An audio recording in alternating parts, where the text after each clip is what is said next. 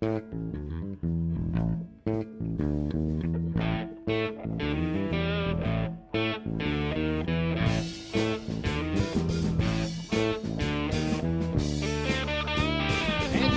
live from the Man Cave, Studio B, deep in the heart of constitutional Livingston County, Michigan, on a Tuesday night fall rant.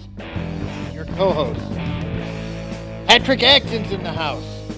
Everybody's friend, Teddy Bester. Yours truly, Ted Nugent's in the house.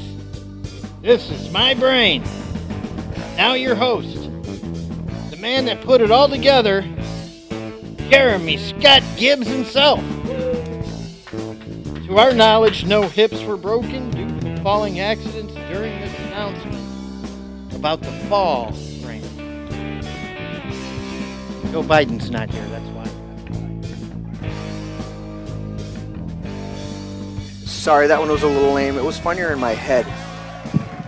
Well, this is my brain. That's why, we do the show, right? It's funnier in my head. Yeah, we're not going to talk about head on the show.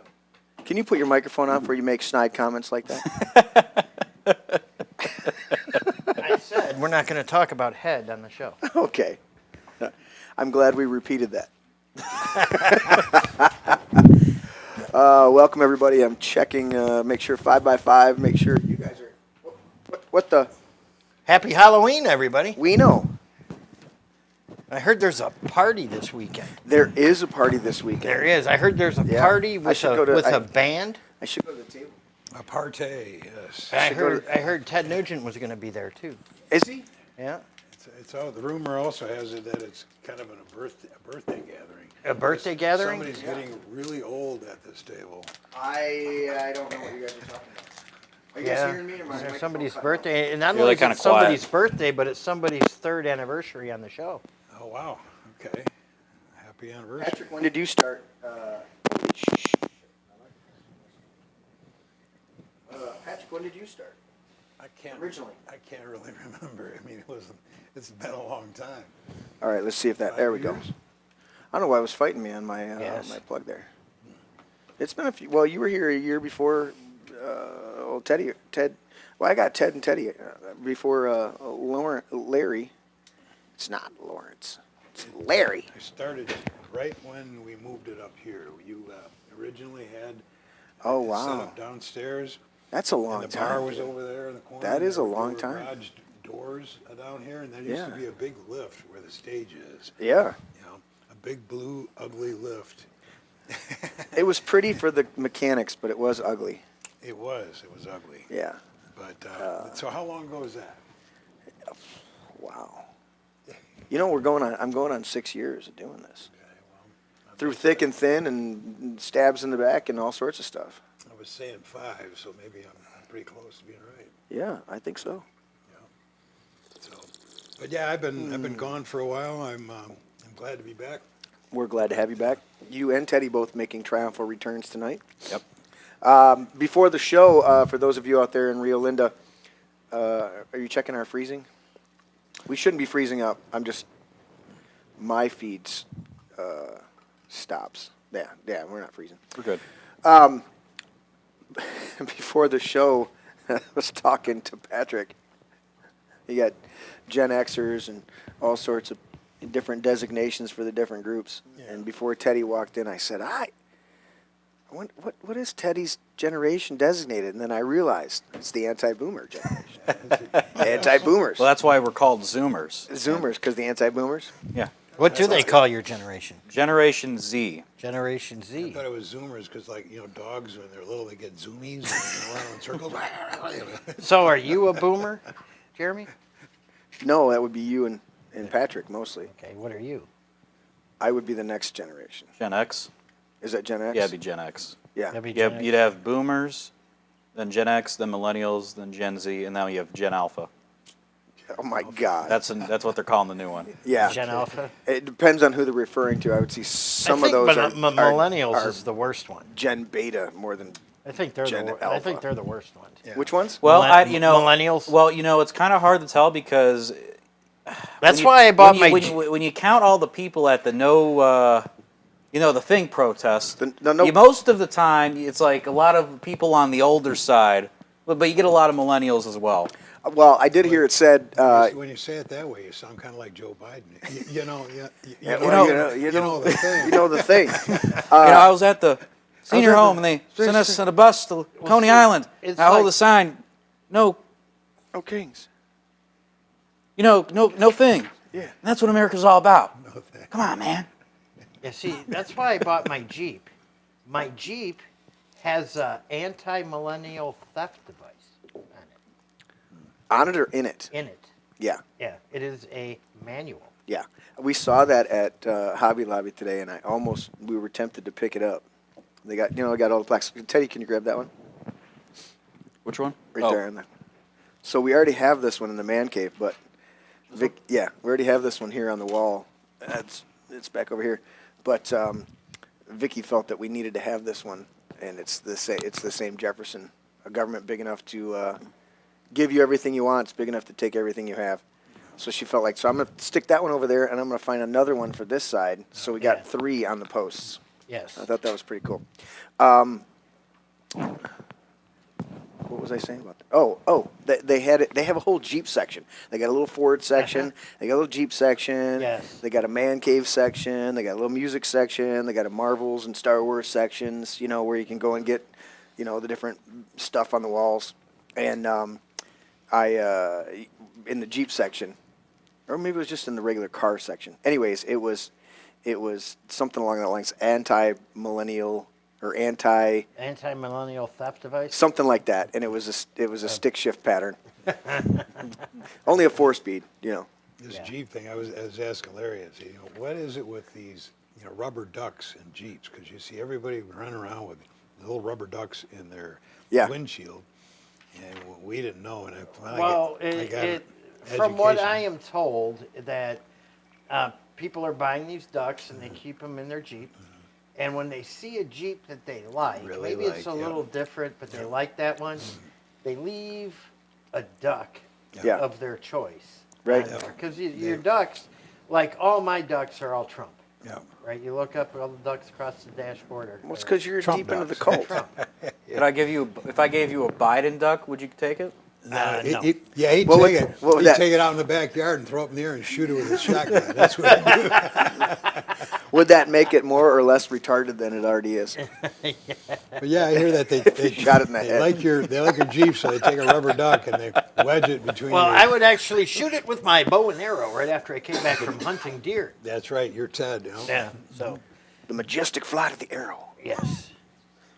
Did Ted Nugent say that, or that just sounds like some native chief? No, that's literally Ted Nugent. I carve all my arrows out of deer bone. Dale says it's a gay thing, Patrick. And for your question with the ducks, Dale says it's a gay thing. It's not. Stop.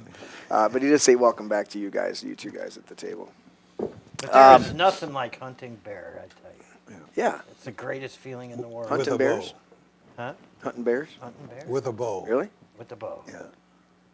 I thought you went hunting with bear. Well, that's where I got inspired to write the best riff in the world. Exactly. I was hunting bear. Is that right? That's right. It's a great white buffalo. Yeah. I was hunting bear. Wow. Now he's hunting libtards on Facebook. I know. Oh, don't say that that way, please. that was satire, folks. Yeah, exactly. I'm putting a disclaimer on that one. Right. So Taco Tuesday today. Oh my God. Good stuff. Yeah, they were awesome. Patrick came in a little early, helped me saute, do a little saute on this. I had fun sauteing. We had some fun. And adding a little of this and a little of that, and a little more of this, and a little more of this. Matter of fact, talking about the best riff ever written. We were talking about tacos. I heard from the grapevine that you're going to sing one of my songs at your party. Potentially. That is a rumor. That is a rumor. It's a very well-founded rumor. Well, your buddy Larry told me that. He said that Larry runs his mouth a lot. He said that actually you do it better than I do.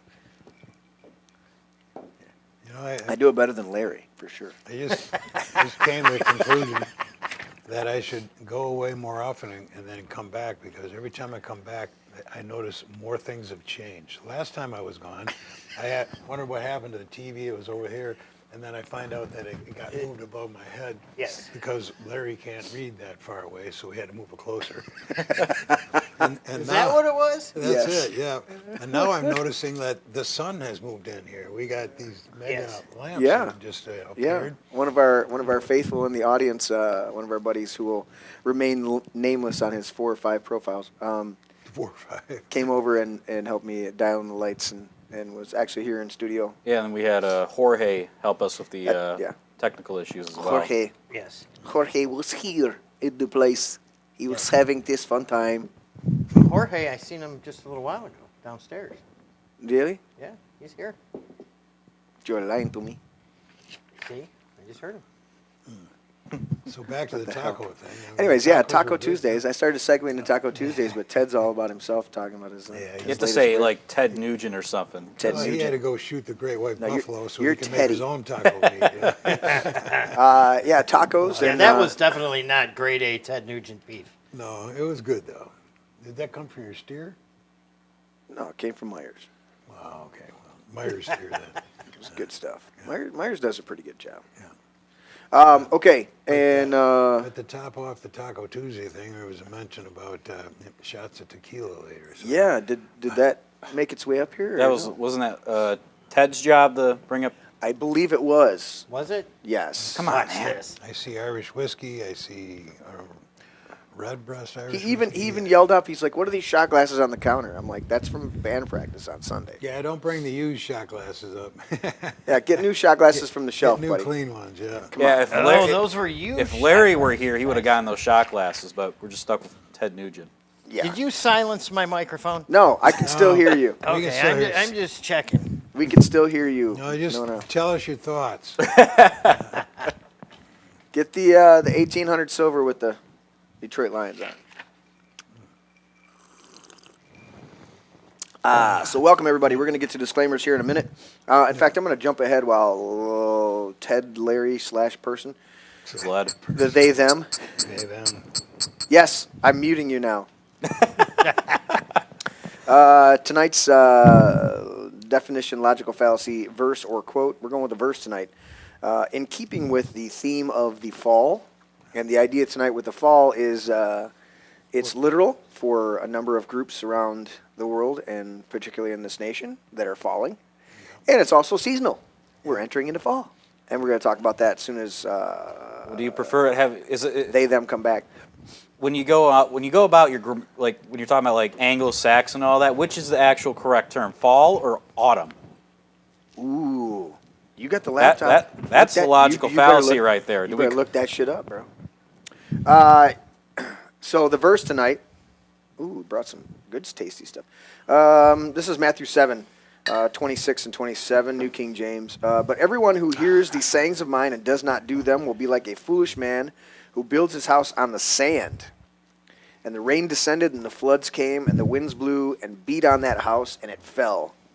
And great was its fall. So tonight is a fall rant. And if you don't listen to the Lord, you're building your house in the sand. And what's amazing to me is this telling here in Matthew. The rain came, the winds blew, beat on that house, and the house fell. I'm wondering the dynamics of that house. Was it because it's not like today's houses. If the flood comes and the rain comes, that whole house becomes a boat and floats off the foundation, off the stone foundation, and floats down the river. You know, which is horrible for those people. Wow. But They should build their house on pontoons and put a motor on it so they can float back. so I'm thinking maybe. So I'm thinking that this house that Jesus is quoted as talking about here is something that was a stone house that was built on sand, and once the sand got so wet, it liquefactioned, and all the stones would fall apart because they were just sitting on the ground. Does that make more sense? Also, didn't they pack the like the mortar in between the stones was kind of a sand mud Could have been, mix? yeah. And so the rain would wash that out and cause them to crumble.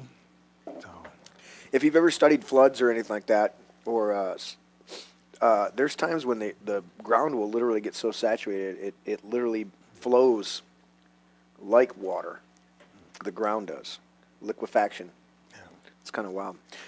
Okay, so we didn't do disclaimers. Let's do those real quick. Let's go here, and I will do this one. I remember once there was a mega rainstorm, and the grass, the lawn in front of my house, water got under it. Yeah. And it floated up. It was like a big waterbed out there. He could. Yeah. You know, it was just. That's wild, dude. I don't know why, but it did. That's wild. You know. All right, let's do this. Well, disclaimer. All right, notice this podcast is raw, unfiltered, politically incorrect. We say Merry Christmas, Pledge of Allegiance, especially the part about one nation under God. We thank our troops for their service. We only recognize two genders, dangle, no dangle. As adults, we enjoy adult beverages. We're going to enjoy some tequila. We cuss. We do not curse or swear. Look up the definitions. It drives me nuts when people use them interchangeably. We love Jesus but hate religion and religious hypocrites. If any of this offends you, you can leave. And there it is. Just Get out of here. I'm going to go back to this original one with you, Patrick, here. As soon as it's popped up. There we go. Let's run through. My favorite. Yeah. New one. I would challenge you to a battle of wits, but I can clearly see that you are unarmed. Unarmed. No arms. I like that one, too. I like that one a lot. I think I want to give Teddy the Reagan one since he loves Reagan. But I'll give you a Jefferson. You want a Jefferson? Yeah, I'll do a Jefferson. All right. Since that's the one on the table here. Did I send you that one? Or No, we've had that one. you've had that one? Yeah. A government big enough to give you everything you want is big enough to take it. Everything, or take away everything you have. You know the thing. You know. That sounds familiar, I think. Yeah. What Like. is that? What's that ringing a bell? Rings a bell. I can't think of it. We'll probably get to it later on the show, though. You think so? Maybe. Maybe. Larry. A well-regulated militia being necessary to the security of a free state, the right of the people to keep and bear arms shall not be infringed. That is the Second Amendment to the United States Constitution. It was issued on 12/15/1791. It expires never, and Ted Nugent supports that constitutional right. We appreciate that. And I am 1,776% sure that no one is taking my guns. You like that? You like how I set that in front of you? Yeah. Well, didn't Lake Tyrone do that? Show them, Larry. Huh? Show them. Look at that. 1776%. Yeah. And he set it right down in the perfect spot. There you go. I left it there on purpose, just for you, buddy. Yep. All right, and my program froze up. And your program froze up. Well, just the XSplit. It's literally look at the. Oh, check that out. it won't do anything. It won't do anything. All right then. So we'll just do it on the fly. Look at it; won't even close. I can't even get the second window to close. It's stuck on the. It's on the overhead. So let's do this. Never apologize and never explain. It's a sign of weakness. Weak. And the button didn't work. And the button's not working too. Come on. Come on, This man. station. Oh, there. Oh, it works for that one. And I think that people There we out here go. would do well, if you're watching, to understand that apologies do nothing with these monsters. Nice. This is my brain episode without technical issues. Two right, my friend. Two right. Oh, now it's working. Look at that. Let me do another. Oh, it's working now that it actually closed out the second window. Dude. Try and do another soundboard test. You're a gay fish. Okay, it's There working. we go. We did not have the gay fish on profile tonight. The gay fish are off. Yeah, so I needed a reason to use that button. So. Mm-hmm. You're a gay fish. Look at that. It totally crashed. I have to restart that part over there. All right, as long as we're streaming and you can hear us, I don't care. So our initial thoughts tonight. I'm not even going to ask Larry because he was negative earlier. He was. He was quite negative about it. But Ted's always Maybe positive. Ted. Yeah, Ted likes to hunt. Ted's positive. Yes. So the initial thought tonight. What do you like best about fall? I'll start with you, Patrick. Well, I like the fall colors. Okay. I like hunting. And most definitely, I like pumpkin pie. Yeah. Was there some pumpkin pie downstairs? There was a sliver of pumpkin pie. I had to have a little bit of it, yes. You mean it wasn't hoarded and hidden back in there? Somebody It was a week selfishly old, keeping it but for themselves? It still is good. Yes. I out of the pies that I like, pumpkin and like a Dutch apple with the crumbles on it. Yeah. Two of my absolute favorites, but I've got to have them warm. They've got to be, either heated back up or fresh out of the oven. Cut them, and then Larry brought the whipped cream. Whipped cream was missing, yes. We needed that. It was in the fridge, or did you use it all? Whipped cream's there in the fridge. Is it? Oh, Yeah. geez, I didn't know. Yeah. Yep. Next time. Larry, what do you like about fall? You asking Larry or Ted? I don't give a Larry. Listen, at this point, I'm asking the they, them across the All table right, from if me. I got to pick something I like about fall, I like the pumpkin pie. Yeah. And I always think back to, and I've never had pumpkin pie as good as this, my Aunt Edith, who passed away in 1979. Wow. She made the best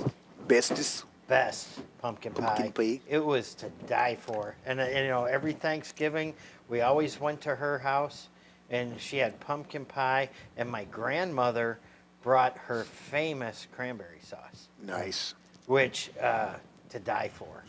Those two things always made fall for me. Was Okay. Aunt Edith's pumpkin pie with some whipped cream, real whipped cream, not Cool Whip.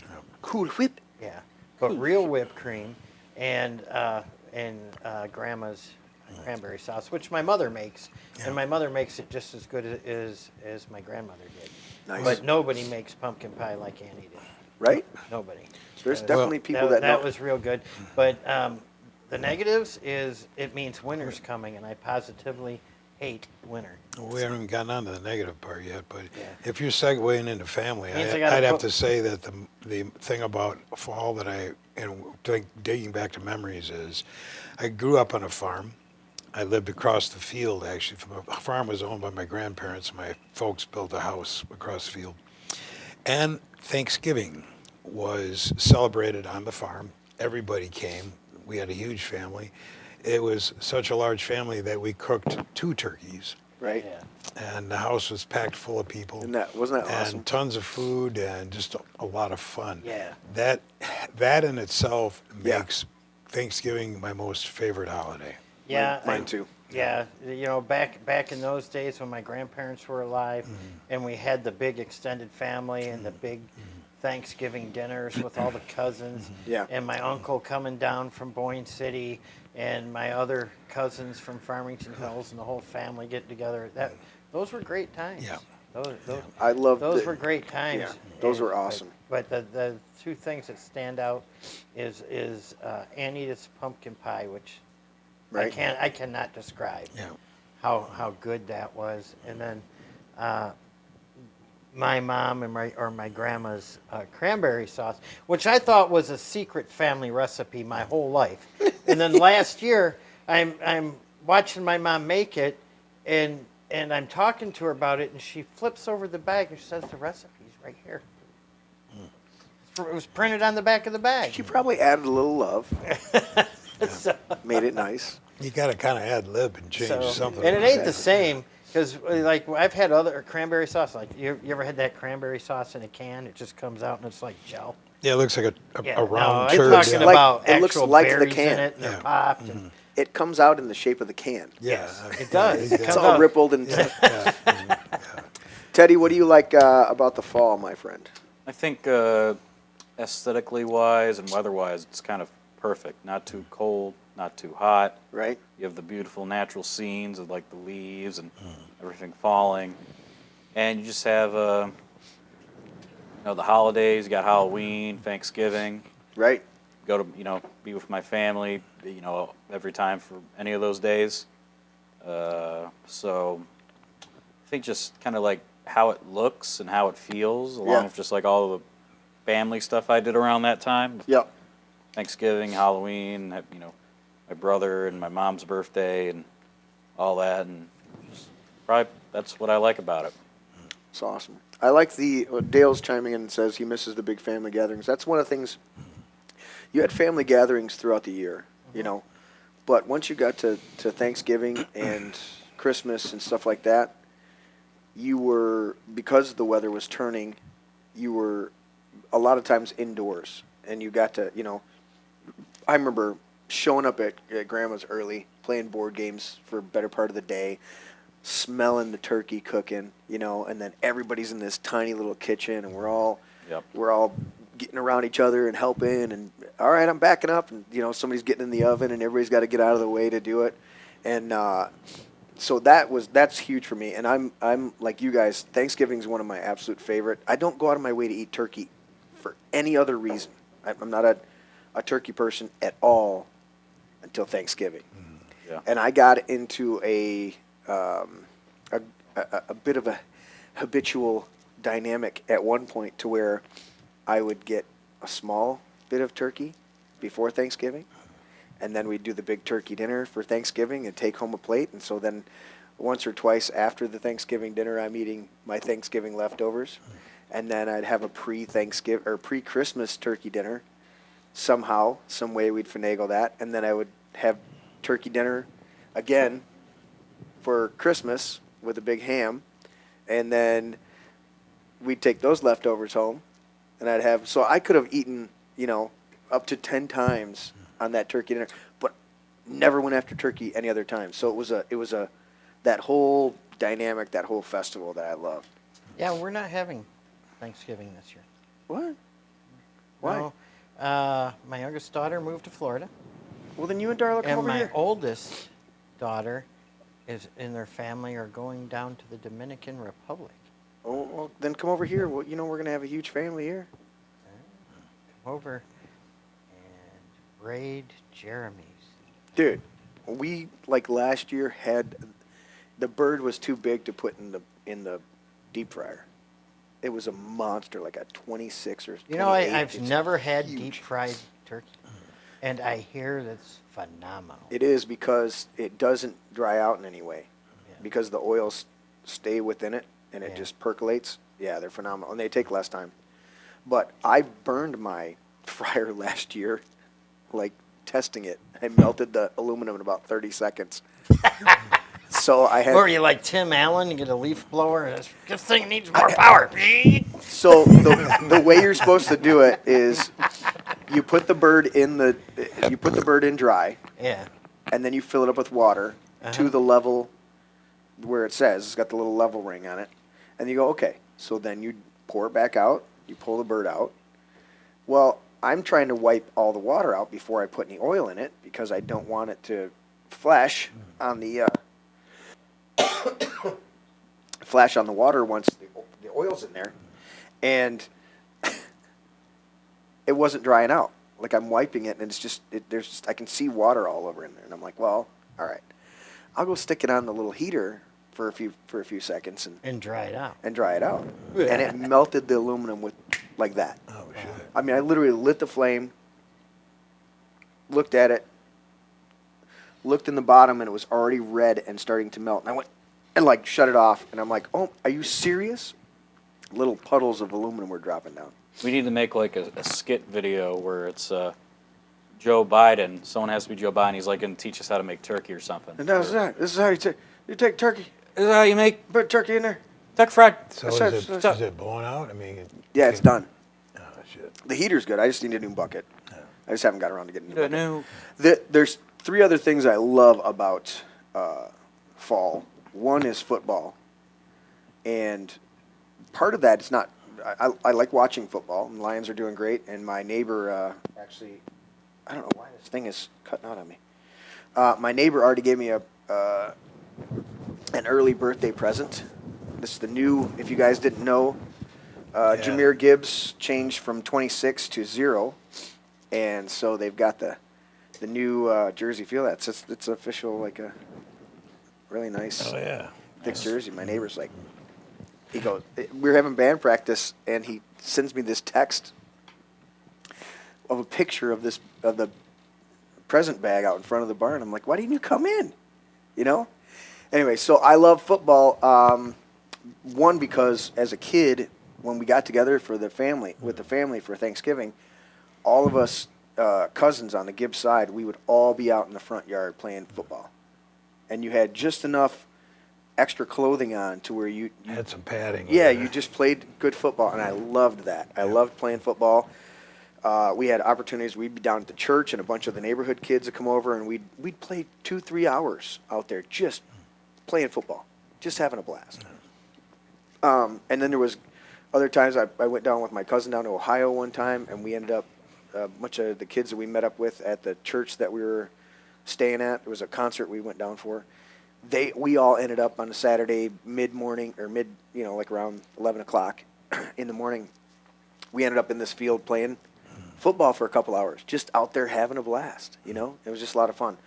One of the other things I love about it, and Teddy, you mentioned a little bit of the ambiance. I love the smell. I grew up with, from 10 years old until I was 19, we had a wood stove in the house.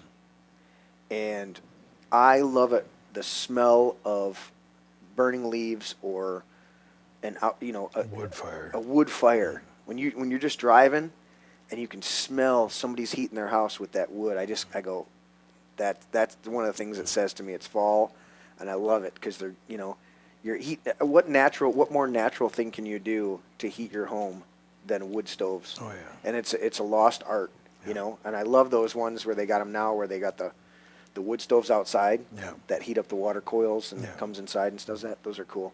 So those are a few things I love about the fall is that dynamic of, and it cools off. I always liked it when you would cool off, and for work wise, doing construction, 365 a year, fall was the best work time. It was, like you said, it's not Splitting too wood. hot. Yeah. It's not too cold yet. You're not through the blazing heat of the summer. You're not through the rains of the spring, and you're not through the snow and bitter cold of the winter. Fall was some of my favorite time to do outside construction. So, yeah. Dale says that's his favorite way to cook turkey.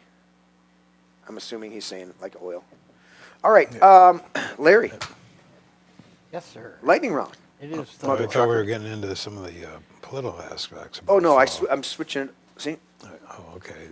You're going to go to that later. Yeah, we're gonna dig into this. Okay.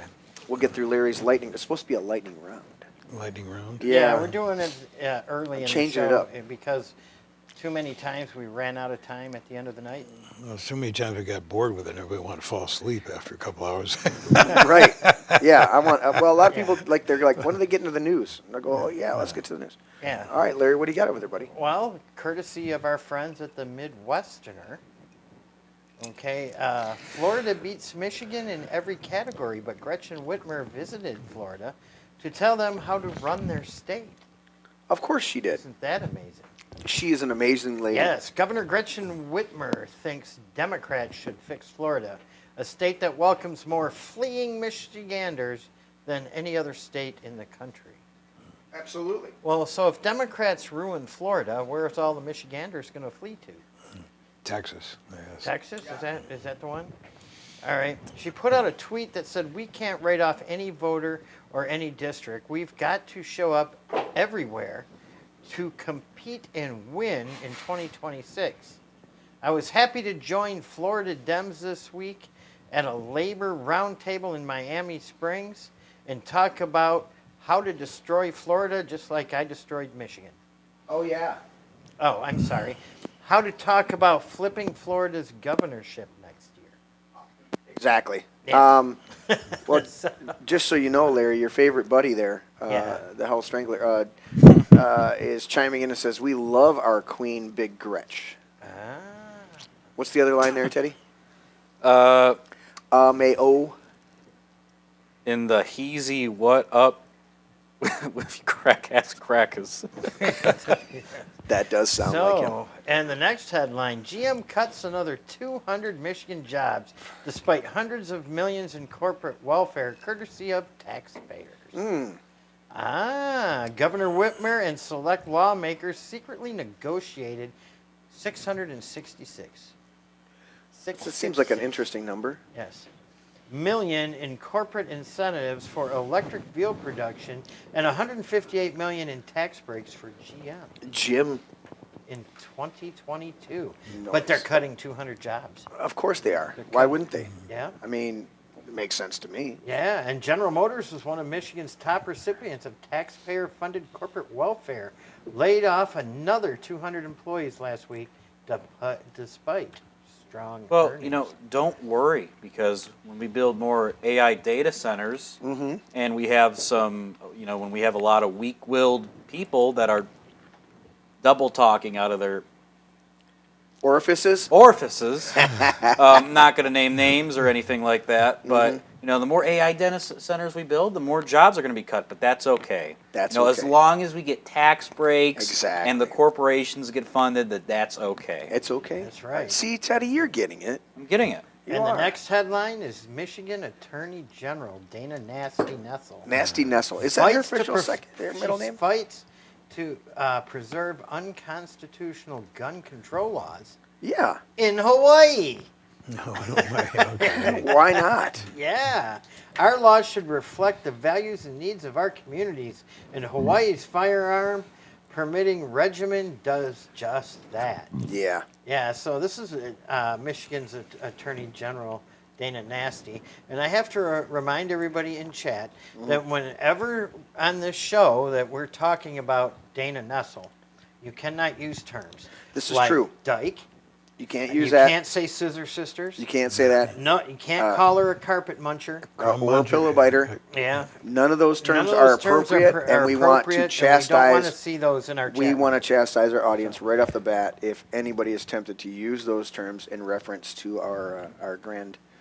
The last picture, so her looks like she's bulking up a bit. Yeah. Yeah.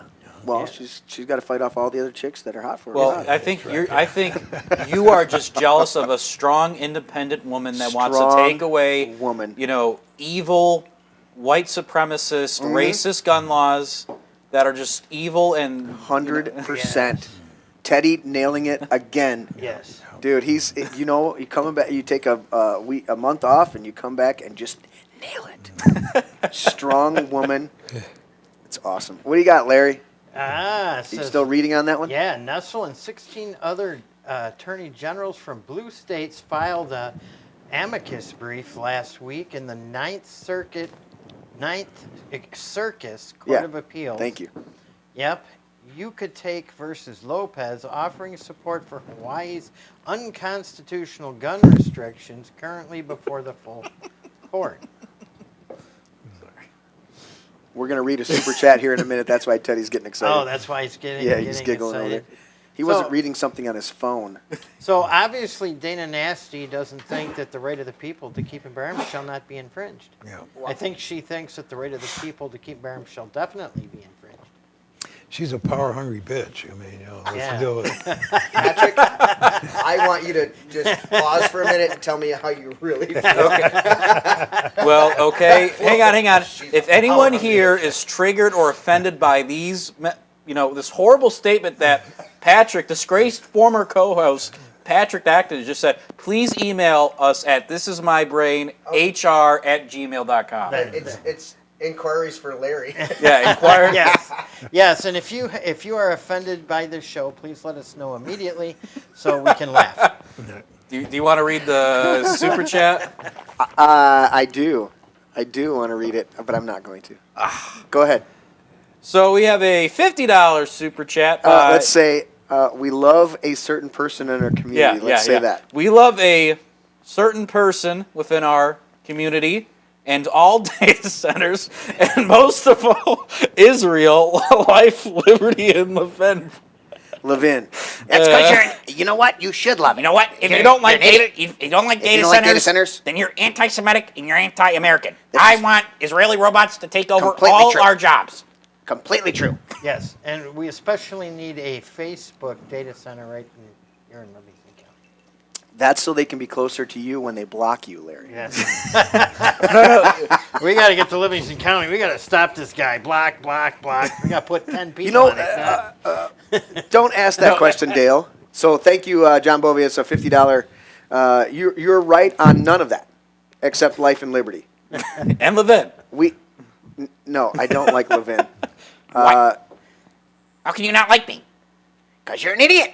You're an idiot. And you're anti-cement mixer. You're an anti-cement mixer. Get off the phone, you stupid jerk. Get off somebody else's. Get off the phone, you stupid jerk. Listen, I'm about to get mad here. Listen, I was a never Trumper until I became a Trumper when he supported Israel. But if you point that out, I'm going to be like, ooh, you're a neocon, you're a neocon. You're an anti-Semitic if you point out that I was a never Trumper until Trump did what I want him to do. Until Trump. Then I liked him. Then I liked him. Until Trump became Netanyahu's sugar daddy. I have the best show on the radio, so help me. Do not, John Bovey, do not encourage him. John Bovey wants to know if Larry's about to sing Fred Bear. So I'm chastising him and you at the same time.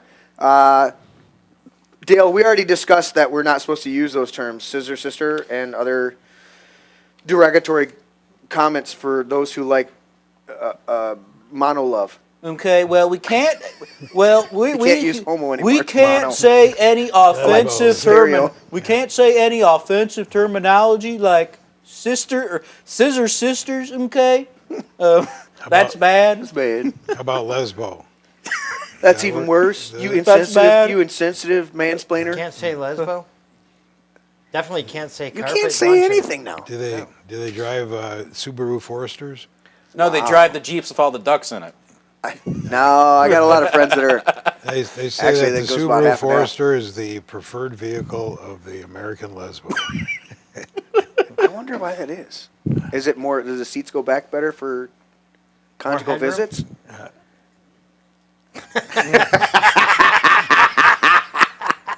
If you guys didn't catch that, rewind it real quick. And I'm not repeating Larry's comment, even though I thought it was fucking hilarious. All right, Larry, you got any more over there on the lightning round? here's a good one. All right. Yep.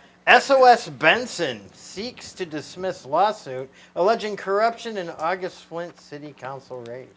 Nothing to see there. No, there's nothing This to is see the there. best. No. I mean, No, this is the no, safest uh-uh. elections. Flint is just, Yep. Flint is just a wonderful city with no dirty business, dirty water, anything like that. It's a very safe, transparent city. Yeah. And I think we need to model our state after Flint, actually. Now that I'm thinking about it. Absolutely. Yes. Why would we take clean water from Detroit when we can get dirty water from the Flint River that's been Right. polluted Well, for see, years? what we're doing is that we're taking all the water for the data center, and we're making it, Okay. I don't know if it could be dirty from the servers, but, taking all our water for the data center. Isn't that great? I mean, I I can't blame them. it's just such a great idea. I'm sure everybody around here supports it 100%. 100%. It's not like we require the government to do a little due diligence and figure out, hey, is the water coming out of the Flint River corrosive? Could it leach the lead out of the pipes more than the water coming out of Detroit? No, let's not do a study on that. Let's just switch over. Yeah. Why not? Okay. In Well, this next headline. Back to the original before we move on. SOS, Benson. yes. Talking about Flint, election integrity. Mm-hmm. You're looking at a guy that was the chairman of the Election Integrity Committee in the Flint area. And I can personally tell you, there were all kinds of things. I got together with Dominic Clemens. He was the county clerk. Mm-hmm. And he's a Democrat. And I showed him things that he didn't believe were true, but I took out the list of voters and had him read off some addresses, and we pull up to a building that was basically caving in because it was an old GM plant that was shut down years ago, and the roof was caving in. But there were some 50 people that were registered to vote there. Yeah. Well, At that address. the sheriff is too busy running for governor to actually investigate that. I heard so. he's running more than that. I heard he's running a child, whatever it is, trafficking thing. Is he? Oh, wow. Yep. That's Is this the one that went out there and walked with BLM at one point? That dude, yep. Yeah, Mhm, okay. yep. Just checking. And then there was a house that was probably about 750 square feet that two people lived in. We went up to the door and knocked on it, and talked to them, asked them how long they lived there, and it was almost 50 years. But there were in excess of 50-some people registered to vote at that address. And they assured me that none of those people lived there. And but they were registered. Well, hang on. Sorry, but we can't. Our elections are safe and secure. Yeah. I just want to point that out. I think really what Patrick is saying here is that there's no corruption to see. Yeah. Yeah, right. None.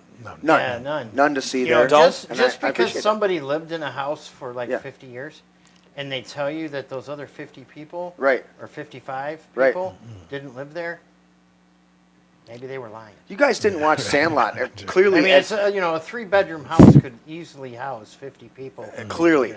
And you guys apparently didn't watch Sandlot and learn anything. There are ghost runners on base if somebody needs to go back up and hit the bat again. We just clearly have a couple addresses with some ghost voters. That's all it is. We just got a couple placeholders. But they were legitimate people that got on base, but now they got to go back and bat again. And so it's okay. But it's just all good. It's just like in Wayne County, send out something called a Freedom of Information Act request, and any one of you can do this. Send a Freedom of Information Act request to the Wayne County Board of Canvassers and ask them for the 2018 to 2020 and the 2022 official certifications of the vote. And then look and see the 2018, and you'll see 4 signatures, 2 Republicans, 2 Democrats. Look at the 2022 certifications, and you'll see 4 signatures, 2 Republicans and 2 Democrats. Look at the 2020 election, and you'll see the signature of 2 Democrats. Well, Republicans were like... But that doesn't matter. Because they were covering up all the windows at the election centers. That's because, in Detroit. The sun was bothering them.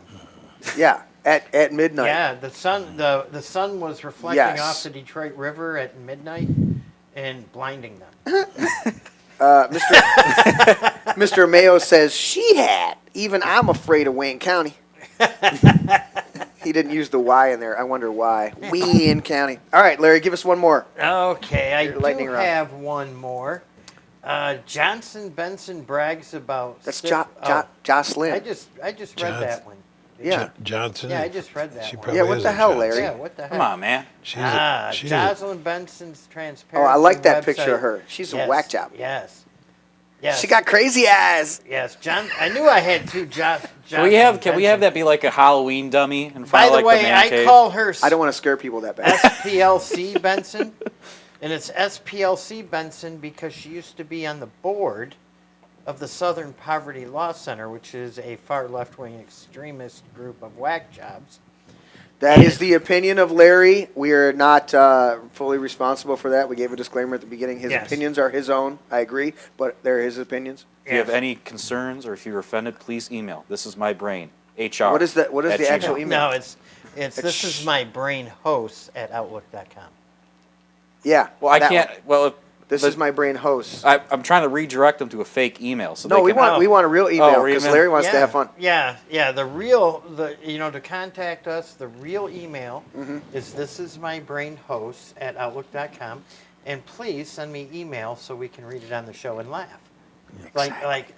We can laugh at how ignorant we were, so we can build and improve on ourselves. Yeah, that's it.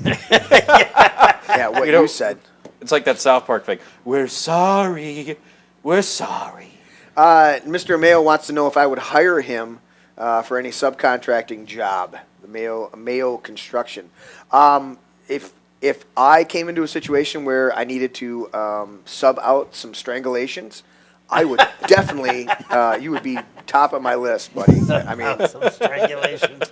If I'm not Wayne Brady, even though Wayne Brady felt like if he needed to choke a bitch, then he would. But I think that I could easily delegate choking somebody out to you. I seem to have those skill set all dialed in.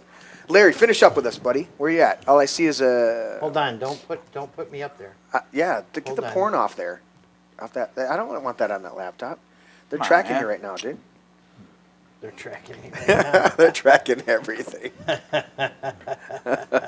I love people. They're like, I put a thing over. I'm like, dude. And the last story is not from the Midwestern. Oh, I did want that's to cover why. This. Yes, this one. Are you allowed? The I'm checking my Daily notes. Beast.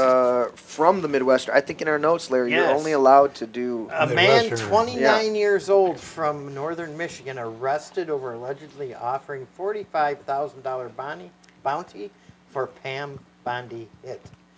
Preferably dead, the ad said. Wanted to kill Pam Bondi. Yeah, it's a TikTok ad. Wow. Where this clown put out a TikTok ad and put out a $45,000 bounty for Bondi, along with a picture of the Attorney General with a sniper scope red dot on her forehead. Right? Yeah. It says the account that posted the threat reportedly had used symbols associated with anarchists. How Christian of them. Well, no, they're not. They don't exist, actually. Yeah, They don't exist. Anarchist. Antifa doesn't exist. It's just a made-up thing by. Democrats said that. So we have to. The FBI enlisted TikTok, Google, and Comcast to track down the suspect who was charged with creation of an online post containing a threat to injure, according to the complaint. Now, is this guy going to get charged the same way that,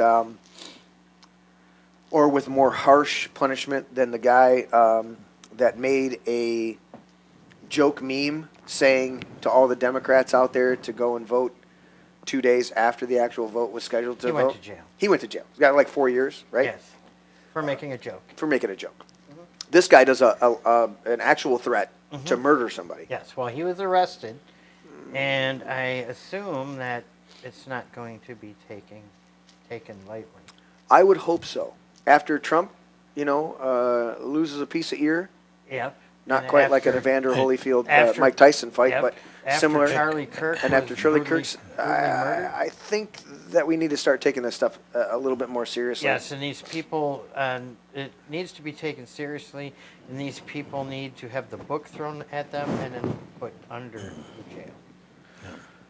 And it needs to be sent out. There's a lot of times when they prosecute people and they come out as, we need to make an example. You need to make an example of these people. We do. You can't Yeah. run your fucking mouth No. threatening to murder other people and think that that's an okay societal thing to do.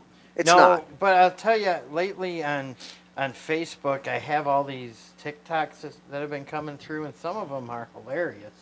All these liberals whining about losing their jobs after posting absolutely horrid things about Charlie Kirk's assassination. Oh, that's exactly it. And that, see, you have free speech in the United States of America. But you don't have freedom from Right? consequences. You don't have freedom from consequences, and if a lot of companies, when they hire you, if you're a professional, if you're a surgeon, or if you're just a regular doctor, or you could be a nurse, or even a head nurse. Yeah. I like head nurses. Stop. Right. That the ones that are about 3.5 foot tall with pisser up ears and a flat head, place to put your beer. Yeah, those ones. Yes. But anyways, I do not. You disallow it. I disallow that. Whatever their reference is, it's like the Scissor Sisters. We will not engage. yes, we will not tolerate that kind of talk on this show. So, but what were we talking about? I forgot now. You made me laugh too hard. Don't do that. John Bovey wants to know. He says, "I need a head nurse. How do I get one?" Listen, we're not going to devolve into that type of conversation on this show. That is beneath the highbrow content that we have here on This Is My Brain. Teddy, are you there? Come on, man. Come on, man. Come on. What the hell? We've totally derailed. You derail the lightning round here. Between the weather change and me trying to wrap a few things up and playing with insulation, I got a little bit of congestion. But that's okay. All right, let's go down the road. Thank you, Larry, for your lightning round. It needs to be a little faster next time. So that means you talk quicker and we pontificate at the Faster, normal speed. yes. No, we need to just go at a normal speed, but he needs to be quicker. Yeah. That's the way he's going. No, it's good. But he's Ted tonight. You know, and Ted does things his own way, his own pace. It's the mystical flight of the arrow. Yeah. Feel the connection with the woods. I don't think Ted wears glasses though. No, he wears sunglasses when he wears glasses. And he wears them like that. All right. It's dead air. I love it. I was waiting for how long it would go. All right. No dead air in the show. So the latest brain freezes tonight in the brain. You know how you get that brain freeze? Yeah. You get that ice cream. You're just loving that ice cream or whatever it is, and you're just and then all of a sudden you're like, right? Mr. Mackey. Yeah. Okay. Can't feel my brain. Okay, my brain's freezing. Okay, Brain freezing. help me, my brain's freezing. I can't feel my brain. Okay. All right, so the fall of the Dems, the theme tonight, the fall of the Dems includes Joe Biden's AutoPen report. Did you guys see the AutoPen report? No. I'm going to pull it up over here. Hopefully I can get it Come on, it'll work. It'll work. There it is. Look at that. I'm going to pull up this one and see what it is. I think this is just the headline for the show itself. Oopsa. Whosa is a usa. I threw on episode 2 of Star Wars today. You came in while I was watching. Yep, it was on when I came in, yes. That should be a disclaimer. The ability for one to speak does not make you intelligent. Speak. Or lack of, I mean, Yeah. The ability to speak does not make you intelligent. Well, if you notice, I'm being a little furry tonight. Jocelyn. You've been hanging out with... Not that type of furry, Larry. Why do you got to pervert everything? Come on, Next thing you man. know, I have you blow up dildo on my show. That big tall one that was outside of Frederick Church. Yeah. That was you, Larry? At least they strapped it to a folding chair. That's safe and secure. Yes, that's it. Well, it had balls with it, too. So It did. it had Lots of balls. Yes. That would be our friends with the saggy group. Saggy group. Yeah, the I think we need to have like a... Livingston Unintegrity, and Cat Dude belongs to them. I think we need to have like an episode where the saggy can speak their minds. So we can have Ted over here and be in an inflatable penis costume. Yes. Patrick can be be the No Kings boomer. Yes. Jeremy can be like the furry. We can get him some like cat ears or something. Yes. And then I like nothing of where you're going. I think it's great. I'm so excited about it. All right, so this is just a headline from InfoWars earlier today. The House Oversight Committee deems some of Biden's AutoPen orders invalid. Asked the DOJ to investigate. Now, that's a little bit of a misleading title there. Even Alex pointed it out. The committee deemed Biden's AutoPen orders invalid. Some of them, right? Mm-hmm. They literally only found 2 that he actually signed, two actual signatures. The rest were all AutoPen, but they said they deemed some of them to be invalid. No. You only had 2 signatures for the entire 4 years. That means actually all of them were invalid, but they're like, look, we're just going to say some so that we at least get everybody looking at a bunch of them. And there was a whistleblower on there, and I'm gonna grab this article real quick. But this whistleblower, I'm gonna see where it's at. He is, and I'm not gonna play it for you guys, but I at least want to pull it up on here so you can see it. And then we're gonna go to the EBT and all that other stuff. But the whistleblower in the White House under Joe Biden literally was like, I really never ever met with the president. He was never in the room. It was here it is. Found it. All right. Breaking: White House Oversight Committee rules all Biden AutoPen executive orders and pardons null and void. So reading the previous headline, right, you would think that that's just some of them. No. The House Oversight Committee rules all Biden AutoPen executive orders and pardons null and void. AG Pam Bondi. Yeah, Pam Bondi asked to investigate, and let's see. So Alex is talking about it today, but yeah, all of them null and void. Let's see what it says here. titled "The Autopen Presidency." Did you see Trump's pictures walking down the hallway? Larry, type in your laptop's not plugged in, is it? It's here. Yeah. I was talking to Teddy. Type in Trump Jr. Presidential pictures. Trump Jr. walks down the corridor at the White House, pointing out all the presidents from Washington all the way to Trump. Oh, yeah, it's got the and in between Trump 45 and Trump 47, there's an picture of an auto pen. There's no picture of Biden. Right, it's an auto pen at the desk. I saw that. Yeah. Well, I'm sure that this is all. I'm sure this is all going to go to Pam Bondi. It's going to be sitting at her desk, and she's going to take decisive action on it, like she always has. She will be on Fox News talking about how they're going to do something. Yeah, and then everything will happen, and then everybody will get arrested, and Well, at least they have a couple arrested. That Bolton character and a couple other people, but geez, all right, so let me taking them a long time. Let me read this. What voice do we use on this?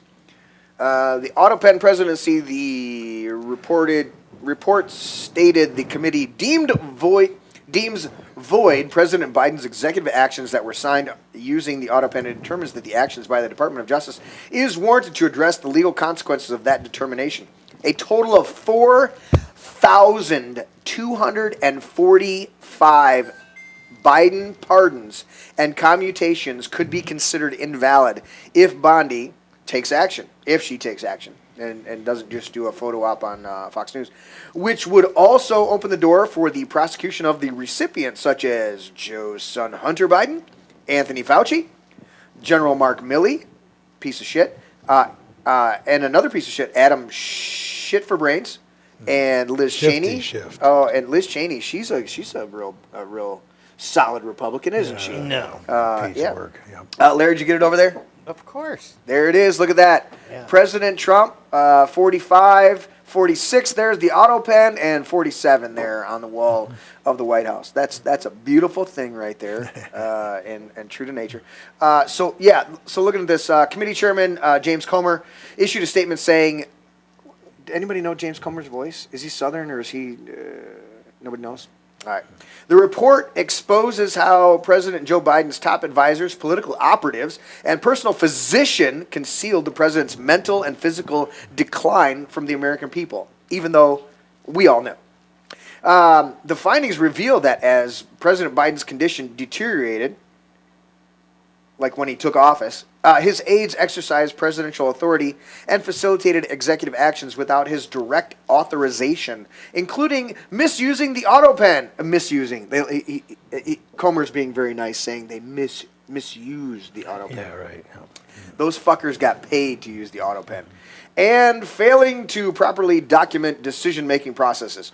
Comer also sent a letter to the District of Columbia Board of Medicine asking for a review of the actions taken by Biden aide Dr. Kevin O'Connor to determine whether he engaged in wrongdoing while presiding over Biden's medical care. Comer said the Biden auto pen presidency will go down as one of the biggest political scandals in U.S. history as Americans saw President Biden's decline with their own eyes. Biden's inner circle sought to deceive the public, cover up his decline, and took unauthorized executive actions with the auto pen that are now invalid. I want to see how this plays out. I really do. Comments, guys? What do you think? I think it's fraud. Correct, but what do we think? I think it's fraud. Yeah. Especially if he didn't know. It's one thing if the president's busy and they go to him and they say, well, we've got some executive orders coming up, sir. We know you're busy. This one is about that. This one's about that. This one's about that, blah, blah, blah, and so forth. Yeah. And he says, yeah, go ahead and use the auto pen on those. Yeah, I'm at the beach. That's one thing. Right? I'm riding a bike. I'm doing important things for the nation. Go ahead and use the auto pen. He was very busy falling up the stairs. Very true. I'm glad for you. times. I'm proud of you pointing that out. Yes, he was very busy falling up the stairs and shaking people's hands that weren't there. This is very true as well. Yes. And reading the points, reading the periods and the stops. But listen, let's hear a little bit of what his strategy was. I'm not sure you could. Not a joke, everybody. That's why we were defeated in 2018 when they tried to do it. We went to 54 states. That is not a guy in decline. That is a solid, sharp as a tack. That is a very solid. And he just had a bad night at the That's debate. all it That's was. all. That's He was all just it so. was. He was just tired. That's all He was it off was. the andromachrome. I mean, what? I'm sorry. I didn't say anything about andromachrome. You know the thing. Come on, man. Patrick, what were you gonna say? I don't remember. You got the Biden bug. You got the Biden bug. And this Biden Minute was brought to you by Depends. Does it? I don't know. Depends. Do you have Oh no, I remember. It's the big factor here is, will the Republicans do anything about it? You know, they're so used to. They make all these accusations. They put up a big splash on news networks about it, and they make a ruckus around the whole thing, and then don't do a damn thing. Nobody's arrested. Nobody's held accountable. You know, and what does that say to the Democrats? Hey, we weren't bold and we can do whatever we damn well please, because they're not going to go after us. Yeah, that's exactly what it's telling. Yeah. That's why Comey should be charged for not just lying to Congress, but he should be charged with conspiracy against the United States. He should be charged with espionage because he partnered up with Hillary Clinton and partnered up with a Russian spy. Yeah. All right. I mean, legally, it's not treason because we're not at war, and a treason charge under the law needs to be. We need to be at war, and it needs to be in a time of war. But it is conspiracy against the United States of America. Right. They conspired not only against a presidential candidate, but the president of the United States himself after he got elected. They used a fake dossier, lied to a FISA court judge in order to get permission from the court to spy on the sitting president of the United States. Right, so it's as close to treason as you can possibly get. Oh. Right. You know, outside of being at war. Yeah. Outside of being at war. And then everybody that was connected with this, it's like Hillary Clinton. Why do you think Hillary Clinton destroyed all those phones and lost 30,000 emails? Right? You know, and that's what this whole thing was about. This whole Trump-Russia collusion lie, and the way they went after, what was the general's name, Flynn? Where they went after General Flynn. And look how long General Flynn went to jail, and he went to jail for the same thing Comey is going to go to jail for. Well, only Comey actually lied. Yeah. General Flynn didn't. What about the fact that they didn't they not impeach Trump over this thing, the Russia thing? No, they impeached Trump because he asked was it the phone call or was Ukraine guy, Zelensky. They asked Zelensky. Trump asked Zelensky for about evidence on the Bidens when Joe Biden did the quid pro quo on the hey. If you don't fire the attorney general that's investigating my son, you're not getting $1 billion. And then you have Joe Biden on a clip and like bragging about it. Oh, son of a bitch! Next thing you know, he's fired. Yeah, exactly. So why don't we have that clip, Teddy? What? Why don't we have that clip? I just thought about it. Dude, you got to get on the ball. You can't take like a month off to pursue your life and your career. My life, my liberty, and my Levine. You can't. Yeah. I guarantee you there's an Israeli that's mad at you right now. Is it Mr.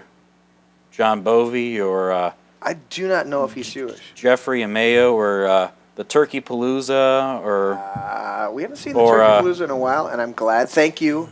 Don't I don't want you to show up. Yeah. I like it. I agree that the gay cat on it. We gotta get the gay cat on the show. What about the gay fish? We've got gay fish. That's enough gayness. We don't need gay cats. So we got the gay Jeeps, we got the gay fish. I don't know how you guys come up with the gay Jeeps. Larry drives a Jeep. Well, Dale said the ducks on the Jeep was gay. It was gay. I do know the number of people that don't like the ducks. Yeah, that's what Dale was saying. But then there are other people that do like it, and it's kind of a what do they say? It's a Jeep thing, you know.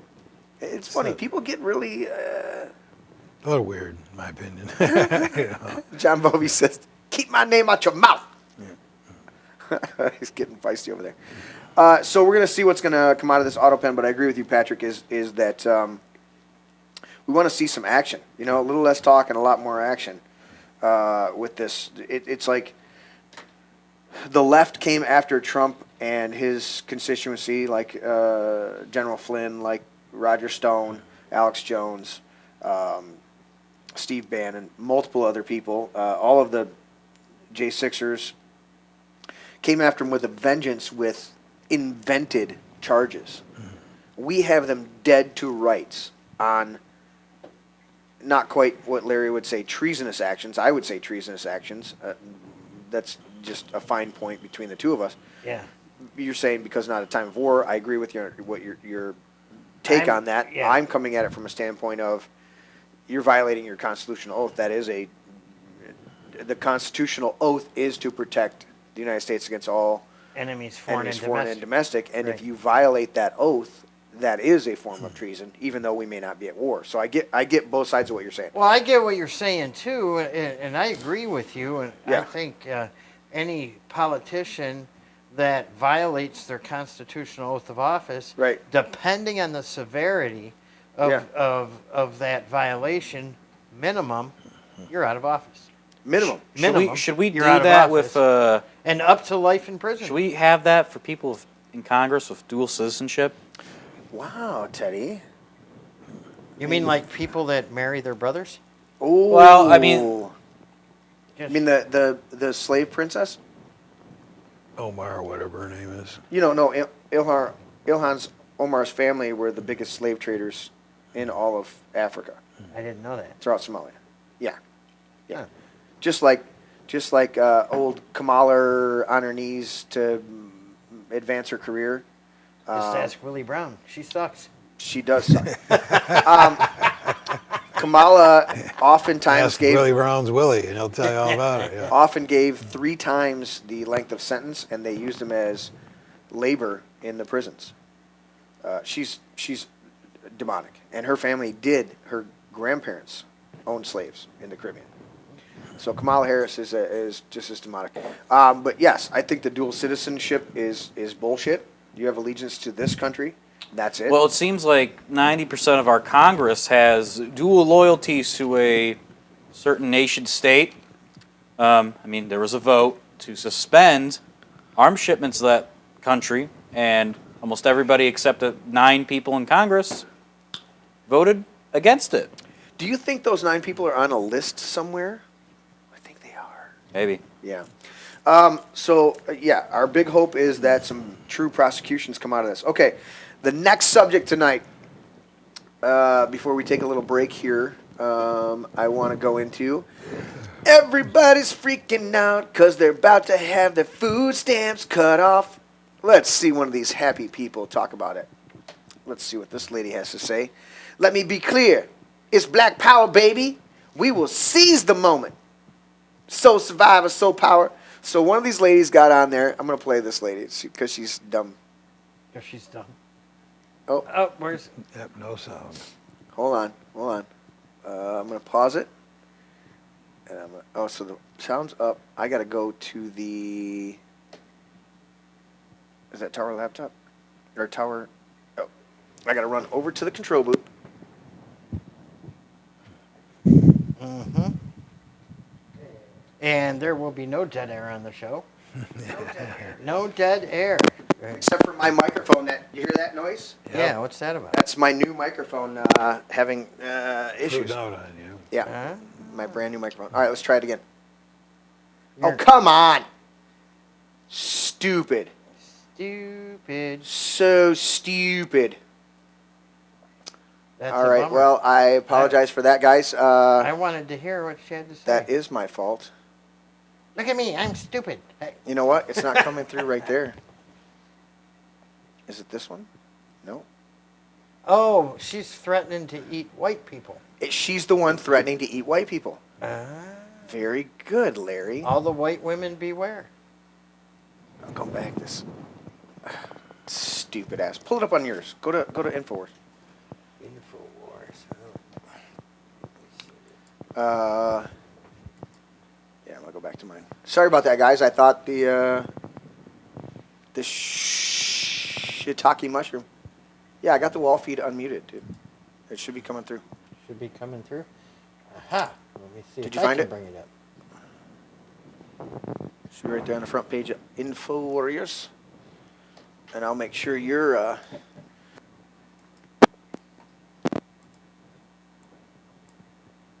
Yeah, I can't hear it either. So.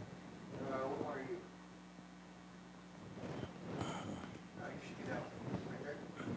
you? Oh, shit. We're just having malfunctions. Yeah. All right, well, anyways, that lady's a whack job. Well, am I up there on the screen? Maybe that's why we're not hearing. No, it doesn't matter. Oh. That being up on the screen doesn't matter. Oh, okay. You would come through no matter what. Oh, I would come through no matter what? Yeah. Okay. It means I don't have that one turned on either. That's my bad. Anyway, so she's a whack job, and she was talking about eating her neighbors. She threatens to eat white people if they get in her way. But there's more to it. So here's the big thing, guys. Did you see that? So the big dynamic of this is that the SNAP benefits are going to be cut off on the big party night on November 1st. And all of these, there's 40 million plus people on these benefits that are the vocal whack jobs of them. Dude, if you watch some of the shit that these people said, there's one lady, she was literally, I don't know what she was testifying in front of, but she was testifying. She's like, I had my kids because I calculated how much each kid was worth. And that's why I did it.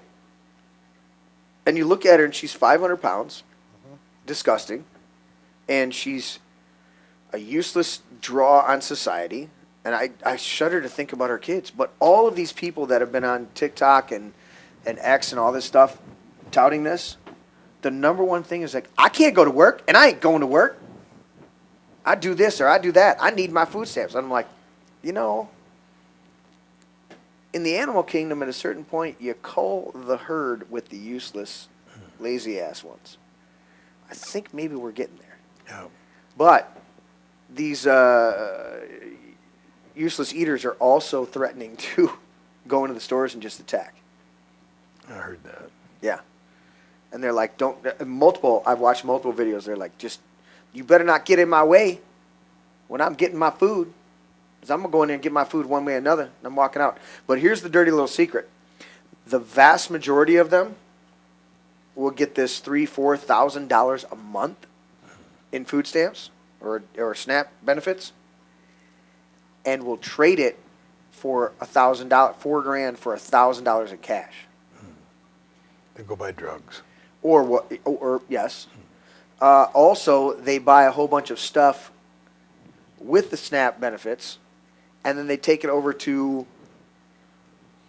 nefarious people. I don't want to cast aspersions on who it might be. Yeah. Maybe people from foreign countries that own party stores, and they will then sell them, a bunch of energy drinks and pop and stuff like that at a huge discount to get the cash, and then they'll turn around and sell it in their stores at beyond full price to you and me if we venture into one of those places. Yeah, well, what do you got? I want to get back to that woman.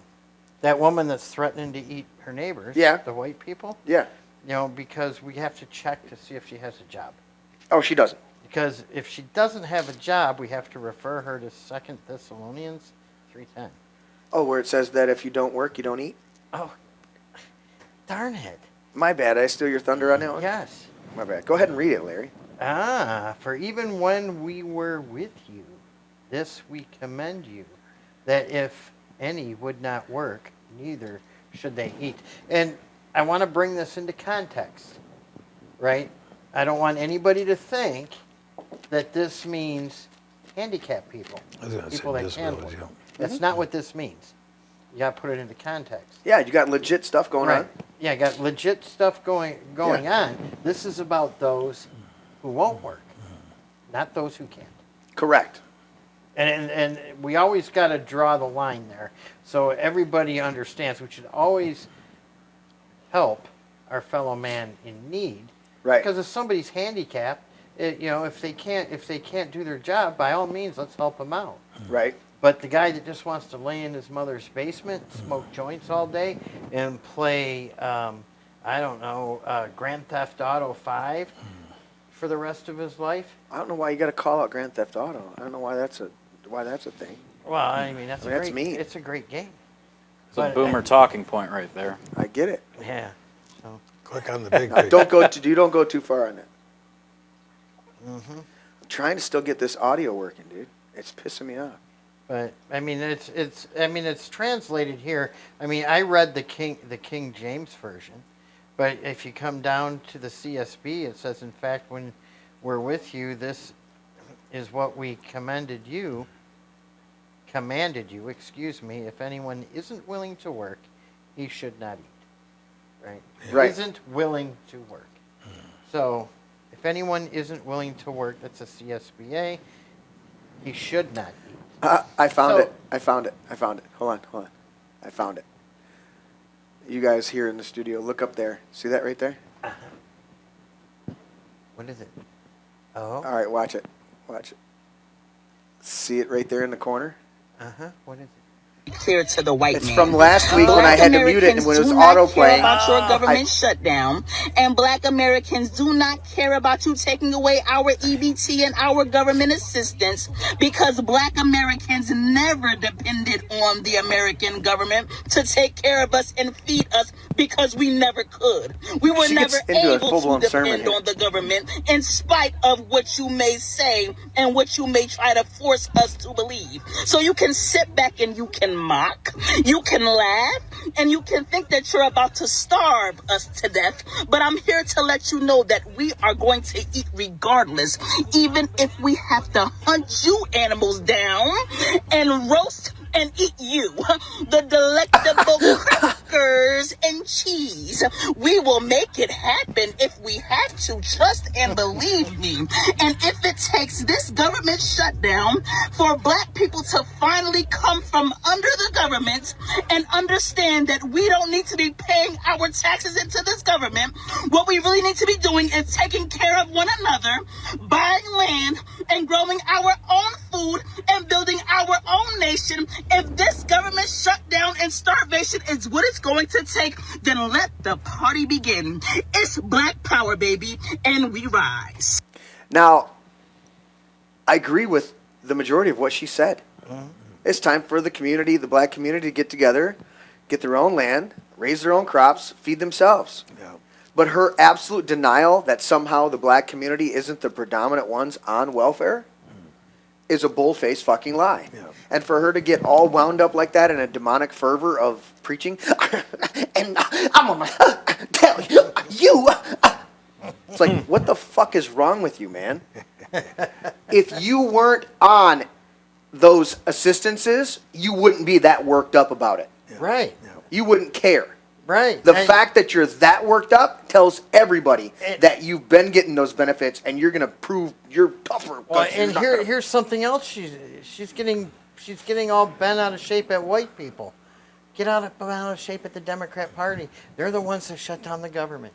But they don't want to see that. Yeah. But they don't want to see that, and they also don't want to see that before Barack Obama, whatever he was, duly elected president. Okay.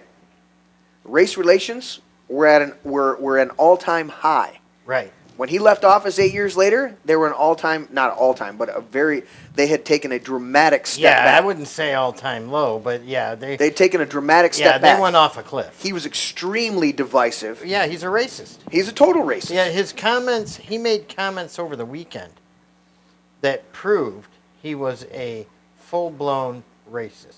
Now, Larry, talking about Barack I'm not Obama. sure that you're telling the truth on that. Let me be clear. Let me be clear. What would he say over the weekend? Oh, he made some. He was playing the race card. You know, talking about how Black people need to be voting for other Black people.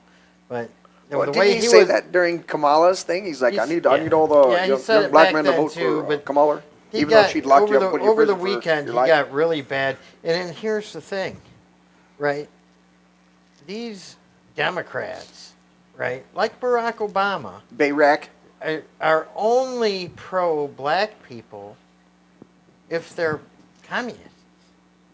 Right. What's that lady's name in Virginia? Sears? What's her first name? Is it Winsome? Winsome Sears. Winsome? She's a Republican. Yeah, Winsome Sears. Yeah. She's a black lady.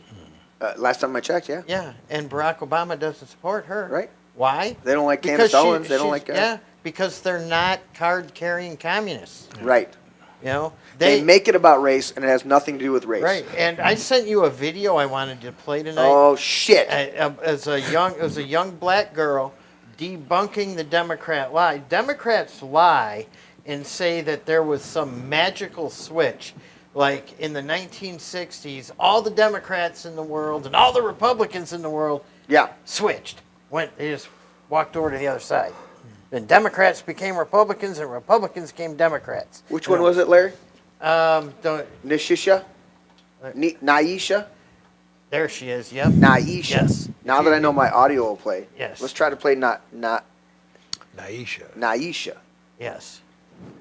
Now listen to this. I would like to listen to it, but oh my God, would you stop? Do you see all the shit that I got to deal with? Yes. Come on, man. To keep black voters. Now I got to rewind you, honey, because when I want They say the party switched, right? Like it's as simple as saying the sky is blue or water is wet, but that's a convenient narrative by the left to keep black voters. Let's get into it. The Republican Party was founded in 1854 with one mission: to stop the spread of slavery. It was the party of Abraham Lincoln, the party of emancipation, the party of abolition and freedom, the party that passed the 13th, 14th, and 15th Amendments, ending slavery, granting citizenship, and protecting our right to vote. The Republican Party was once known as the party of the Negro. Black Americans filled its ranks. Nearly every black man elected to Congress after the Civil War was a Republican. Meanwhile, the Democrat Party fought to preserve slavery. And when they couldn't keep our bodies in chains, they turned their focus to our minds. They built Jim Crow segregation and even birthed the KKK. The Democrats didn't fight for our freedom. They fought to keep power by any means necessary. The Great Depression came and FDR's New Deal promised relief and recovery and reform, but it also started something else: a quiet, clever, sinister transition from physical bondage to economic bondage. Government programs replaced opportunity, assistance replaced independence, and for the first time, the Democrat Party realized they could trade a whip for a welfare check and still keep control. By the 1960s, Lyndon B. Johnson perfected that strategy. He wrapped dependency in compassion and called it the Great Society. But those policies didn't lift up Black America. They paid families to fall apart and called it progress. They had Black mothers marry the government instead of men. Johnson himself was quoted as saying, "I'll have those Black voters," he used a different word, you can fill in the blank, voting Democrat for the next 200 years. And he was right, because when you control the purse, you control the people. Today, Democrats love to say the party switched, but they can't name more than a handful of Southern segregationists who ever actually crossed over. Most of them stayed Democrats for decades. What really switched was simply marketing. The same party that once enslaved Black people learned to enslave their vote, not with chains, but with fear, dependency, and identity politics. They no longer say you can't be free. They simply say you can't make it without us. So no, the parties never switched. The Democrats just got better at branding their control as empathy and compassion. But here's what they don't want you to know. Leaving the Democrat Party isn't betrayal. It's actually a homecoming. It's returning to the values that built our strong families, strong faith, and strong communities. You don't need anyone to emancipate you this time, because the slavery that we face today is not physical anymore. It's mental, emotional, and spiritual. And the moment you stop believing the lie, the moment you decide to think for yourself and use your critical thinking skills, you've already broken the chains. The parties never switched, the chains did. And it's time the Black community stops mistaking captivity for compassion and walks back into our freedom. They say the parties switched. Amen. Was that, I mean, she put it elegantly. Yeah. You know, Very smart young lady. Absolutely. Very pretty. Too. And they would, I could see somebody being critical because she's reading. You can see clearly that she's reading. Yeah, she probably wrote herself a little speech. 100%. Yeah. And that's what I was going to point out is unlike the unhinged lady we previously saw, who just went off about hunting down white crackers and eating them. Yeah, with cheese. With cheese. How fast do crackers move? I don't know, but what kind of cheese was she eating? I don't know. If you got to hunt down a cracker, how slow are you? Yeah. So, it's there's definitely a divide, and the vast majority of this is happening all over the place, is that the black community is recognizing this dynamic. I hate to interrupt, but haven't I been hearing for the last, I don't know, 8 or 9 or 10 years that the demon rats are the real racist over and over with the same talking points? Yeah. And it doesn't look like, it wasn't really moving the needle a lot. Oh, the turnout for Trump in 2024 was huge for black and Latino voters. Yes, it was. Highest percentages on record. Yeah, it was the big switch. Yeah, that was... And privately, there are a lot more people voting for Trump than you realize. That's why they keep having to try to rig this shit. That's why they cheated like they did in 2020.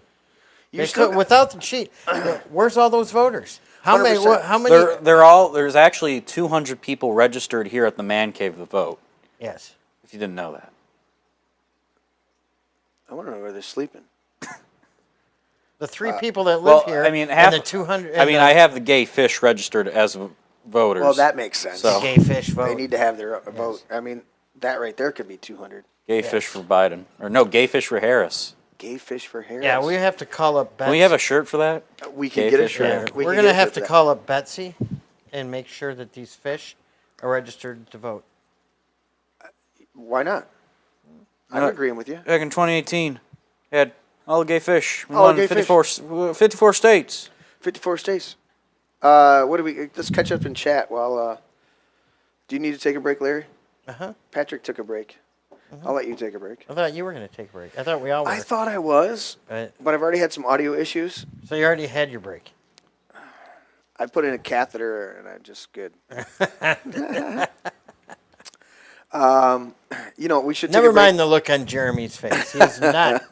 You remember the movie, The Dirty Rotten Scoundrels? Yes. And he's like, I've got to take a piss. And he's like, go ahead. He's like, thank you. Remember that good-looking girl in that movie?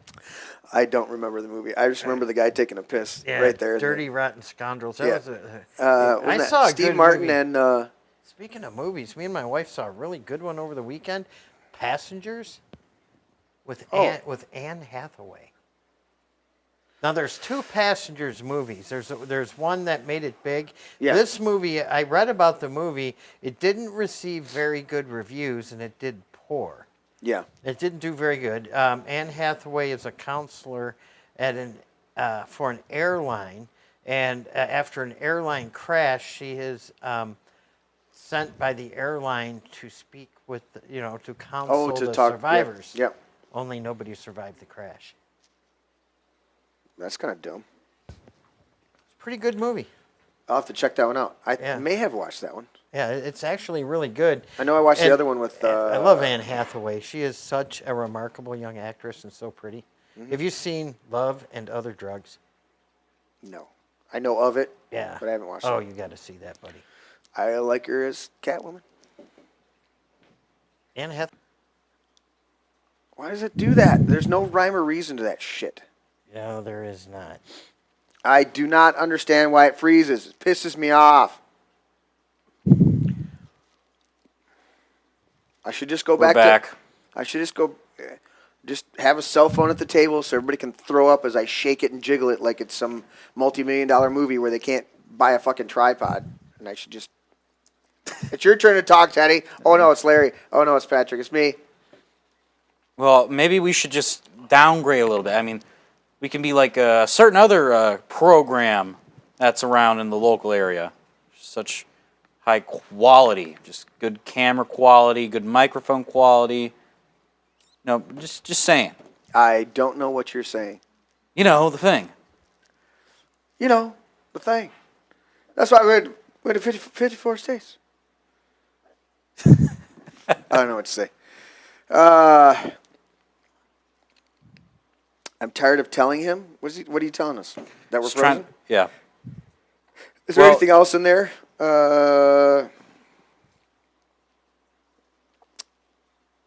They're not voting 92%. Where are you getting that statistic? I want to see that just statistic. 92% still voting Democrat. I thought it was well over 35 or 40% voted in 2024 for Trump. No, I think it was more like 12 or 14%. Are you what? Yeah, it wasn't. It was a big bump, but it wasn't as big as we would have liked to see. You need to check that shit. What percentage of black voters voted for Donald Trump in the last election? You forgot to say that are real people, not living in. Oh, yeah, I did forget to say that. And who did you say it to? Did you say it to Google? Yes. Google lies. Well, Google does. So I just want to let all the white people out there know SNAP benefits, yeah, they're coming after us. They're going to eat us like crackers with cheese. Because we somehow are responsible for them not getting their benefits.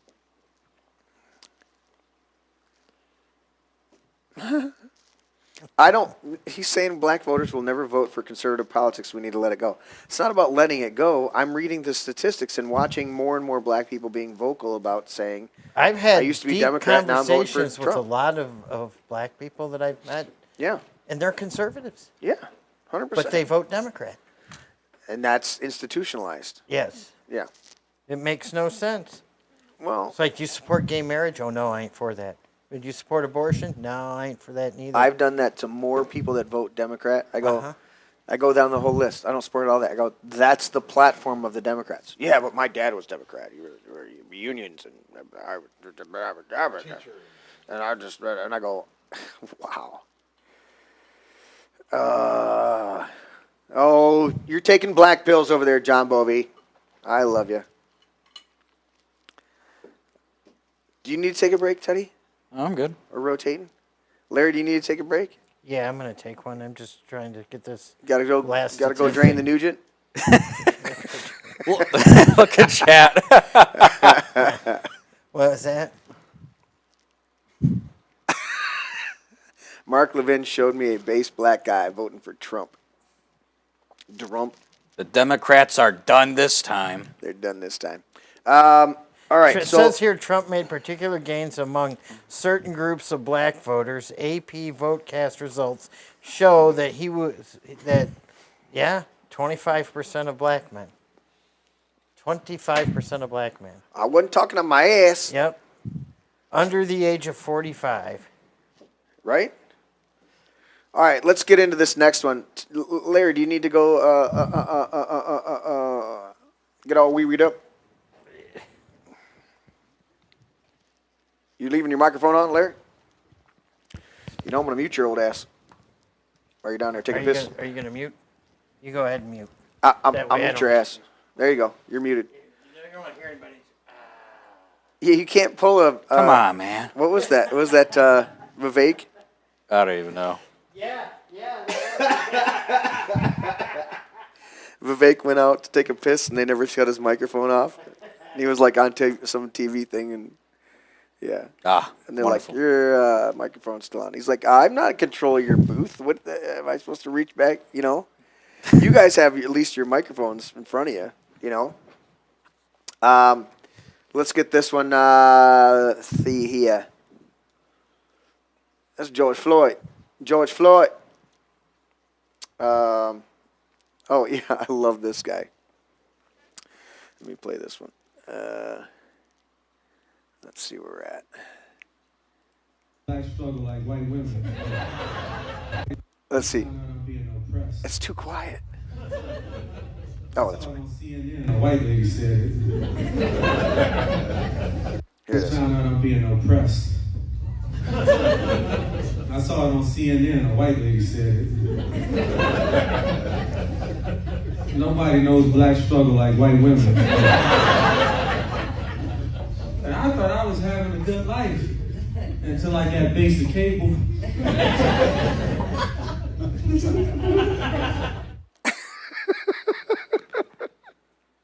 He had to tune into CNN to find out he was impressed.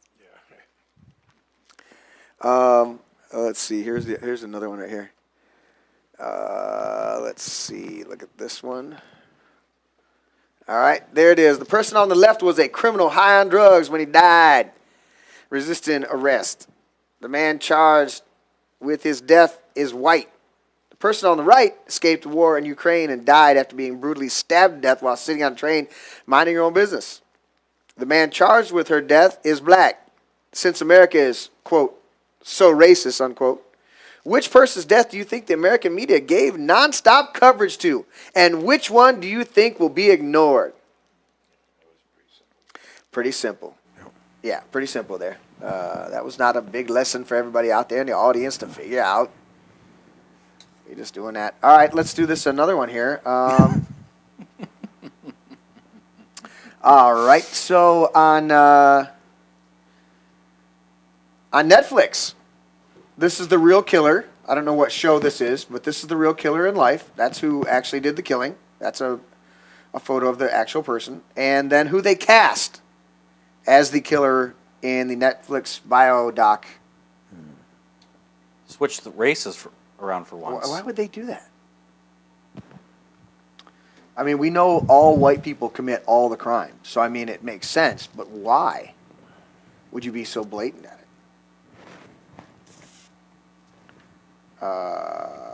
It just doesn't make sense to me. So let's see here. Did you guys know this? I did not know this because I listened to the mainstream media, and I believe everything they say. Did you know that this actual George Floyd autopsy here, no life-threatening injuries were identified? Just a lot of fentanyl in him. Just the blood and novel psychoactive substances screenings that fentanyl, 11, whatever that milligrams, non-fentanyl, a lot more, or half as much, and then a whole bunch of other shit. But it was the cop. It was a cop. It was a cop. It was a cop who did it. Nothing to see there. Why would we even question? How dare we, racist people? How dare you? How dare you? All right, so the other thing is, I got to scroll down and find this one real quick.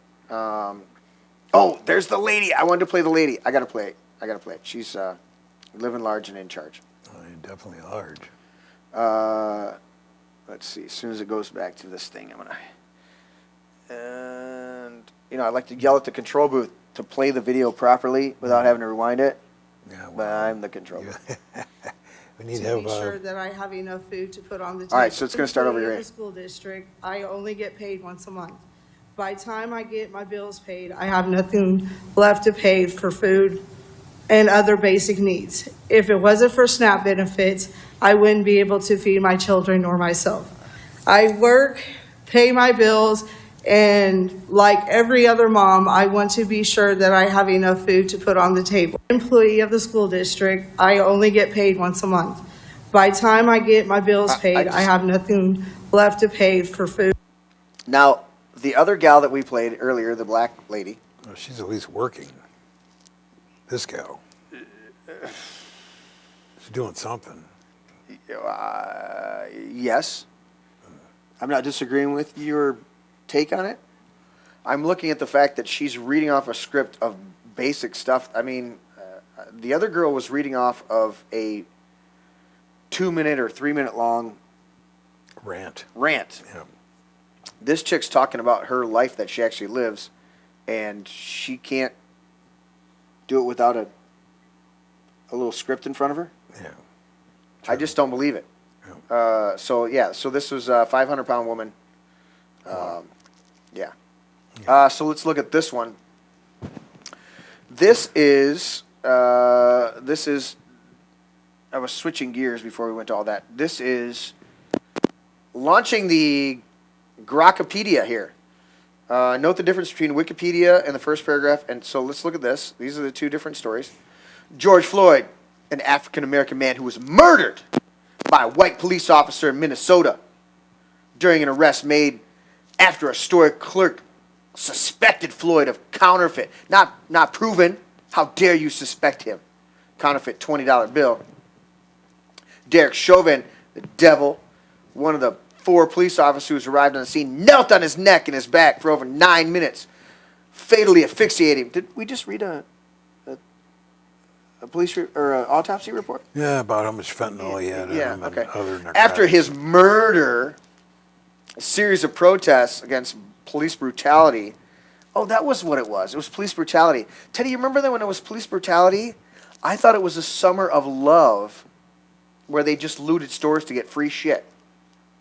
Now here's what Grokkopedia says. George Floyd, an American man, not African, hyphenated, with a lengthy criminal record, including convictions for armed robbery, drug possession, and theft in Texas from 1997 to 2007.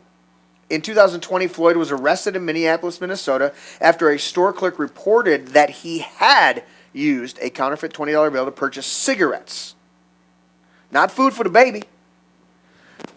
During the arrest, which involved resistance from Floyd, who repeatedly stated he could not breathe even before being placed prone, Officer Derek Chauvin knelt on Floyd's neck for 9 minutes and 29 seconds while Floyd became unresponsive. The Hennepin County medical examiner ruled Floyd's death a homicide due to cardiopulmonary arrest, complicating law enforcement subdual restraint and neck compression, with a contributing factors including severe hypertension, arterial sclerosis, cardiovascular disease, fentanyl intoxication, and recent methamphetamine use. Toxicology tests detected 11 milligrams of fentanyl in his blood, a level associated with overdose fatalities in individuals without tolerance. Chauvin was convicted 2021 of second-degree unintentional murder, third-degree murder, and second-degree manslaughter, receiving 22.5 years, while the guy in Florida gets 5 years and gets to stay in the country. Was the guy in Florida that killed the little girl, was he an illegal, or was he? Are you talking about like just a whack job? The black guy who stabbed the Ukrainian chick. He got 5 years? No, he hasn't. That's what I'm saying he's going to get.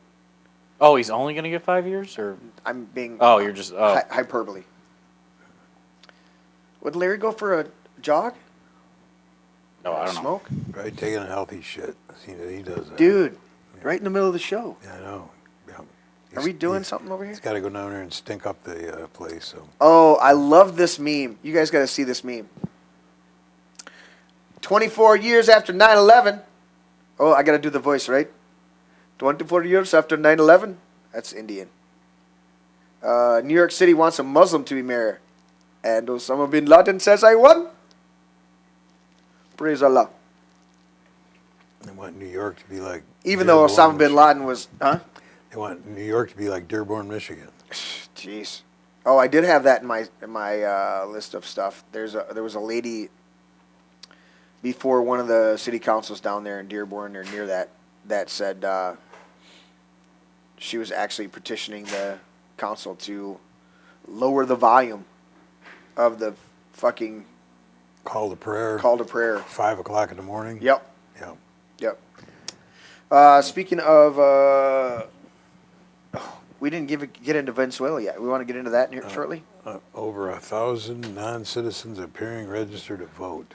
Going back to what you were saying about Flint driving that guy to did that change his mindset? Yes, it did. Yeah. And what was the outcome? Well, he worked on straightening out the border rows with me. And how did that work out? Well, Flint was a little more balanced in the last election, I believe, as a result of it. Right. Okay. Secretary of State Frank LaRussa says 167 individuals appear to have cast ballots in federal elections since 2018. I'm pretty sure it's more than that. But what do I know? I just do a podcast and read mail. Yeah. Read the news. Yeah. What are you doing, Teddy? Doing a Larry impersonation, the fill in the void. Yeah, buddy. Oh, look at this. We got a super chat. Got a super chat. Go ahead and catch us up on Jeff Mayo before he gets to a super chat. Let's see. What's name one crime I believe this white queen. I think he's talking about the overweight woman. Oh, he took her down? But the question is, if he had relations with her, did he have to choke her first? So what's the no. If we had a, I like how you're saying there's like you compared someone to Catwoman. So if we had someone that would like his Batman villain be the Choker. The Choker, yes, yes. That's what we do. We get the former Heartland resident, right? Mm-hmm. It's Catwoman, not Batwoman. Catwoman. And the nemesis is the Choker. I like that shit. Catwoman and the Joker. All right, do we dare read the super chat from Ameo? Do we dare? Go ahead, Teddy. You can. That sounds like a setup. Am I supposed to read it cold?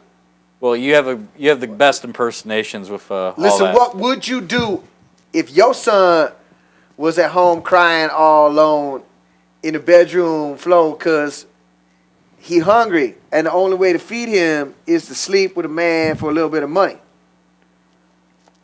That makes sense.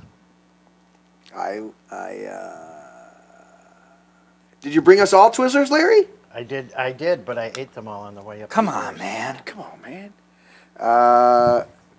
John Bovey says, I found a stained children's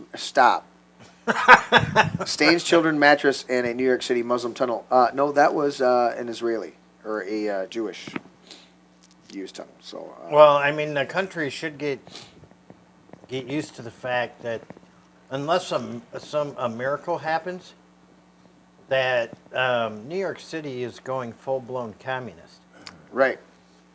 And we're going to have a sideshow for the next few years. Yeah, Minneapolis, New York, and a few other Dearborn. The major problem with New York is that the financial district is based in New York, Wall Street, and how is that going to affect the rest of the country? Well, if they're smart, they'll all move. Yeah.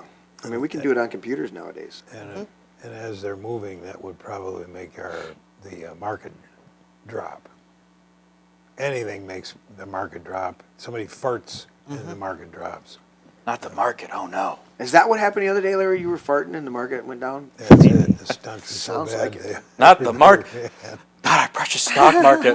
Not the stock market where it collapses every time Trump says something that starts with a T and ends with an F. That's a good one over there. What do we got going here, Larry? Well, you told me to bring up the tequila. I forced you Yes. into compliance. And I did. I got to the point where I was going to have to choke you if you And didn't I've do been it. wanting to taste that tequila. Yeah. But you brought Fireball as well, so I'm trying to figure this out. You mix the Fireball with the tequila? No. No. No, I figure we'll do 2 shots.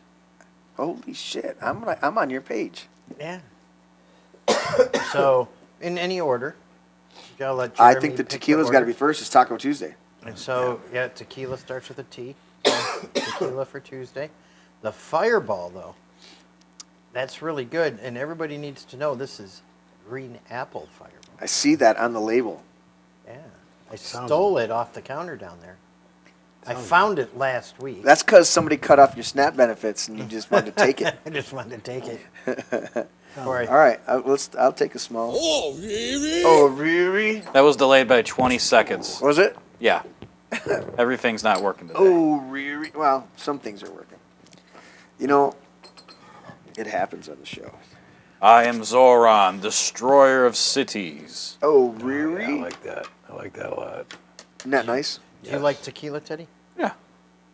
Teddy likes tequila. First time I did beer pong at my buddy's house years ago. Tequila? We did tequila. I'll do a That did not end Jeremy-sized well. One. Huh? I'll do a Jeremy size one. You want a Jeremy size one? Yeah. That's a good thing. Do you know what these are? You guys, I've told you this before, right? Life, Liberty, and Beaches. No, well, yes, but the glass size, these were not originally shot glasses. These were votive holders. They were what? The little candles, the little metal candles with really? the metal. Yeah. That's what these were, and then people figured out they could do shots out of them. They're bigger than a regular shot. Hey. That's a double shot, I think. Yeah, how's that? Here's to a beautiful fall season. Here's to swimming with bow-legged women. Yeah, and having Teddy and Patrick back, the band's back together. Yep. Here's a life, liberty, and Levin. Here's to guns. In 1776, I'm sure. Exactly. I like it. I like the 1800s. Blanco. The only one I like better than that is the 1800. Shit, the name just escaped me. I'm seeing the bottle. I'm looking to see if I have the bottle up there. The 1800. What the hell is it? It's the new one where they do the full aging of the 1800, and then they run it through charcoal filters and clean it back to clean. That's pretty good why is tequila. The name's escaping me. Yeah, pretty good. The 1800 starts with a C. Somebody help me out in chat, you bunch of alkies. What do you think, Pat? Cristalino. Good. 1800 Cristalino is the only thing I find better than this. Because it leaves a lot of the floral tones and takes out the smoky. I have some Patron. That you're holding out on me with? It's at home. It was given to me by a friend of ours. A friend of ours. He's using mafia terms now. A friend of ours. You know what I'm saying? A very good friend They of were a ours. friend of ours. A friend of Friend ours. of the family. Krish. Listen. Friend of I'm the the king of family. news. A friend of ours. A friend of ours. A friend of ours who has I been just on want- the show Tone. many times. Okay. I just want to say, a friend of ours, the one with the caddies. But he is not. He is not a kamikaze pilot. Have you ever tried Hornitas? Have I tried what? Hornitas. Yes. Yes, I like Hornitas.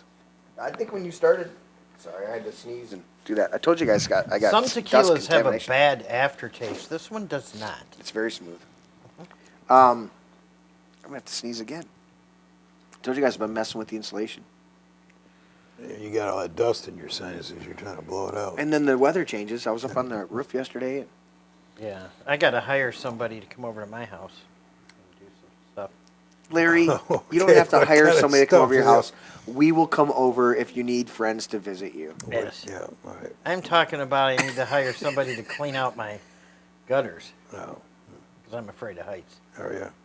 How high up is it? Story and a half. I'll give you that. So I'll can give you this. So you can get it with an 18-foot ladder, or do you need a 38, 40 footer? 18. I don't know. I'll give you the Probably more than sprayer that. up at the house. Yeah. I got one of those sprayers that Dad had here.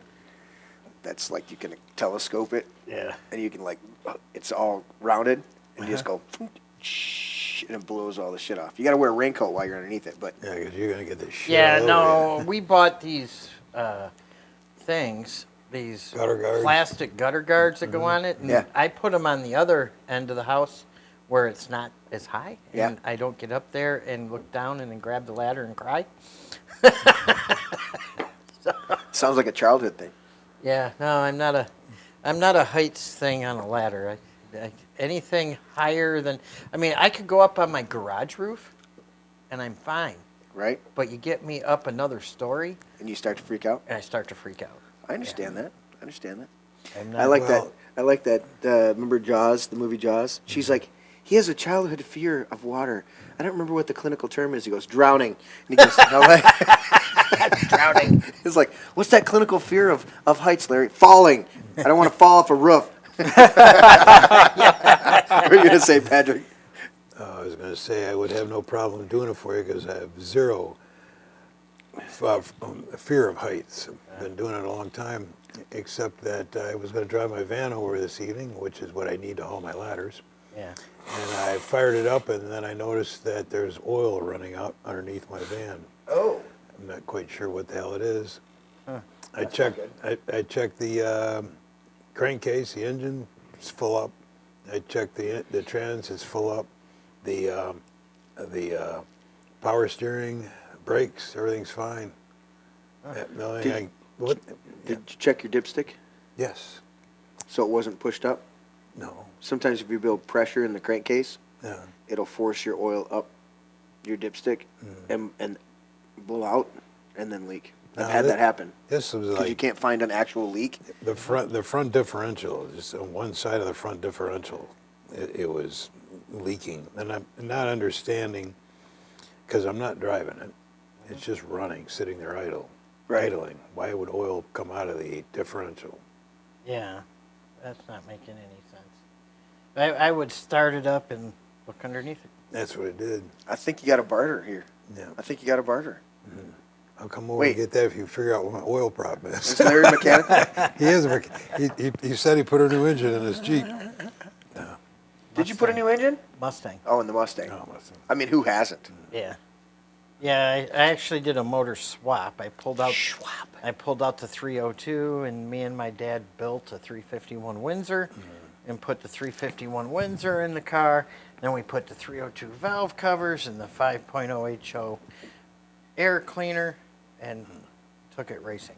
Hell yeah! And said 5.0 on the side, and everybody was saying, "Damn, that 302 runs." And I would say, "Yeah, it does." So well, you're practically my neighbor. You're not too far away. Nope, not at all.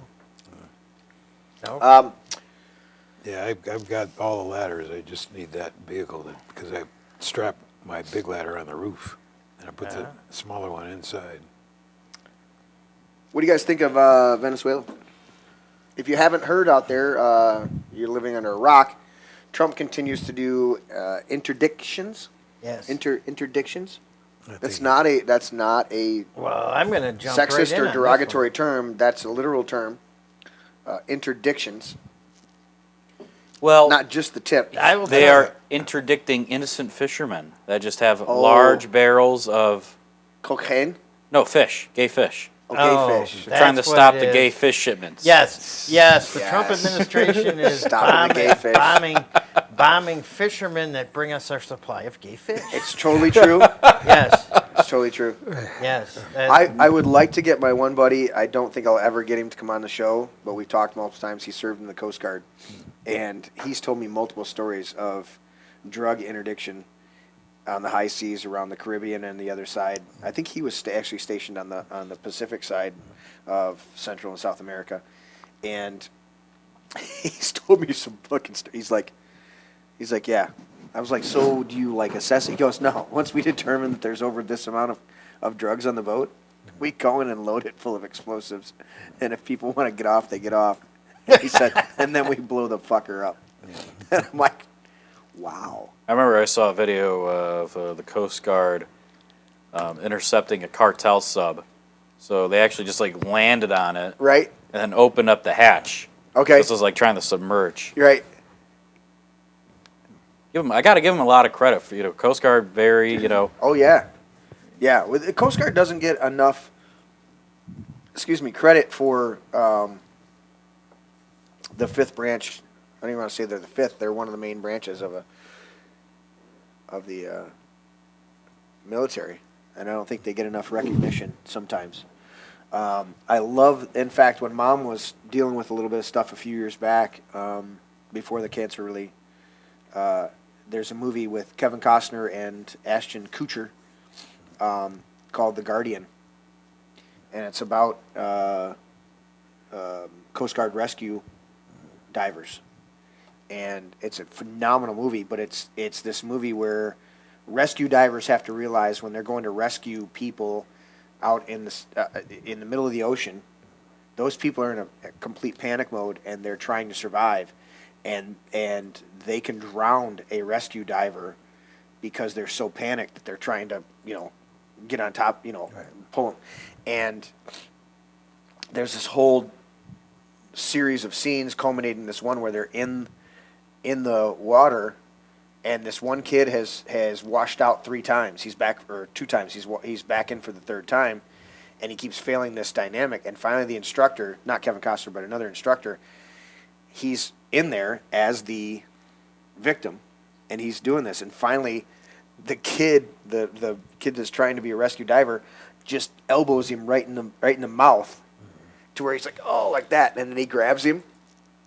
like they're supposed to, and swims over to the side of the pool like that. And he gets out, and the instructor's mouth's all bleeding like that, and the kid's like, oh, shit, I'm going to get like this. And he walks up to him, and he goes, awesome. That's exactly what I want. and he like tells him, he's like, I will take you down with me because I'm in a panic mode. You have to assert authority in that moment, or we're both dead. One of the first things they teach you when you take a course on being a lifeguard is how to protect yourself. 100%. And they talk about somebody's going to try to climb on top of you and dunk you under. You basically take your arms and lock them underneath their elbows or their armpits and flip upside down and do the frog. 105,000. Start back. Go back 10 seconds. Go back 10 seconds? Yeah. Okay. So what I was saying here is the drug overdoses. In 2023, we had 105,007, which is down from just a little over 110,000 the year before, 2022. But right here, it says that in 2023, of those 105,000, 72,776 died from fentanyl. Well, and being a parent of a daughter that died from fentanyl overdose, I strongly support what Trump is doing. Yeah. But I think that there's some cautions that need to be taken here. Always. Yes, I do support the airstrikes, the sinking of the boats, and I will even support some airstrikes from the air. I do not support anything that full-blown land invasion. Looks like could be called or nicknamed an invasion. Yeah. Now, if they're going in, if they're sending planes and dropping bunker buster bombs on drug factories, and then they're sending in reconnaissance forces to go make sure everybody got wiped out, okay, I could. That's not an invasion. That's just checking to see, parachuting some guys in, or airlifting them in and then airlifting them out. Okay, I can tolerate that. But if you're hitting the beaches with troops and guns and putting American lives in danger on the ground in an invasion, right now, why would he do that? I would be opposed. Why would he do that? I would be opposed to that because that's more of a war action than an airstrike would be. A targeted airstrike on drug lords would be a police action, which I could support.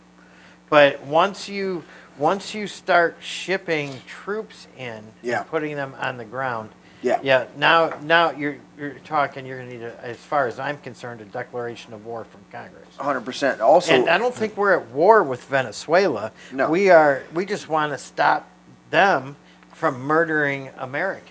Right. And it's a difficult situation because we're not at war with Venezuela, but Venezuela is controlled by their drug cartels.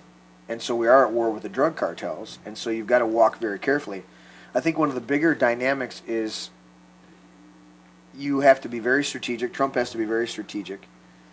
And then he needs to be completely transparent with the American people. If they launch a strike, if they do something to blow up a facility that's making fentanyl, that's doing a bunch of stuff, and they've traced it back to there beyond the boats before it gets a chance to get on the boats, and he comes out that day and says, you don't tell everybody beforehand, but you tell everybody immediately afterwards what happened, and you show them. You show them, look, here's our intel. Here's what happened. Here's it is. This is not Clinton blowing up an aspirin factory in the Sudan to get Monica Lewinsky off the headlines. This is a legitimate thing where we're trying to stop drugs from coming into this country that are murdering people. And I'll be the first one to tell you, that I lean, whatever you want to call it, libertarian on this. You want to take drugs, that's your own thing. I've watched my sons lose a number of their friends, 3 off the top of my head, to drug overdoses. Yeah. You're not going to stop people from being in a place in life that they don't see any other way, and they take themselves out. But at the same time, when we exacerbate it and we allow drug cartels to have such a monopoly, and when we make it a overt, listen, If you rob a store because you're an addict and you want money, then you need to be charged with robbing the store. If you are just found with drugs, whatever. You want to do your own thing. That's kind of my take on it. But so if you commit a crime because you're a drug addict, full prosecution. Oh yeah. But being a drug addict, we've incarcerated far too many people for simply having addictions in this country with no other crime attached to it. And then we've had multiple government agencies and people that have empowered or at least turned a blind eye. You know, we had Reagan doing the whole war on drugs, which I think was an absolute fiasco because it incarcerated more of the low-level users than it did anything of stopping the drug trade. Yeah, I think they were, what I would support in that case is having the laws that are on the book and then giving the judge the authority to say, hey, you're facing 5 years in prison, or if you do, or 1 year in rehab. Work release. When there's not a criminal, when there's not a literal. Yeah, when there's not a criminal element. When there's not a criminal element. That's the distinction for me. And right, that's what I'm saying. You commit a crime because you're a drug addict? So you've got a guy that's a drug. You know, I'm talking about the petty dude standing on the corner selling crack. Right, I'm talking about somebody like that. That's an addict trying to fund his habit, and or you know. Not somebody that did something like went in and robbed the 7-Eleven. That's a different story. 100%. Okay, I'm talking about somebody getting caught with an 8-ball in their pocket, or something like that, or and I'm saying the judge should have the ability a little to say, discretion. You know what? The sentencing guidelines here are 5 years. This is your third offense. You do a year in rehab and then 4 years probation. Right. Rehab with work release. So the first 90 days or so, they're in strict rehab. Right. Reading books, doing their rehabilitation, doing exercises, meditating, going to church, whatever. Right. And then work release. You got to go out and get a job. You got to pay your rent to be here. You got to pay the fees. You got to do drug tests every single day when you come back in from work. You mean responsibility requirements like the 40 million plus people that are on SNAP? Yep. Oh. But I did want to point something out about our previous conversation. You had 100,000 and 105,000 drug deaths, and then 73,000 from fentanyl alone. Yeah. I want to compare that. See, Democrats have a big problem with gun violence, right? Yeah. And they're totally fine with Americans dying from fentanyl, right? They're not saying a word. But let's look at the numbers here. In the same year, 2023, a total of 46,728 people in the United States died from gun-related injuries in the United States. Now, this is what this includes. I want to be clear of what this includes. This includes homicides, suicides, incidents involving law enforcement, accidental shootings, and death with undetermined circumstances. That's what all this includes. Right. And when you dig into this article, you get down here, it says of these deaths, okay, so of the 46,728, 58% of that was suicides. Okay.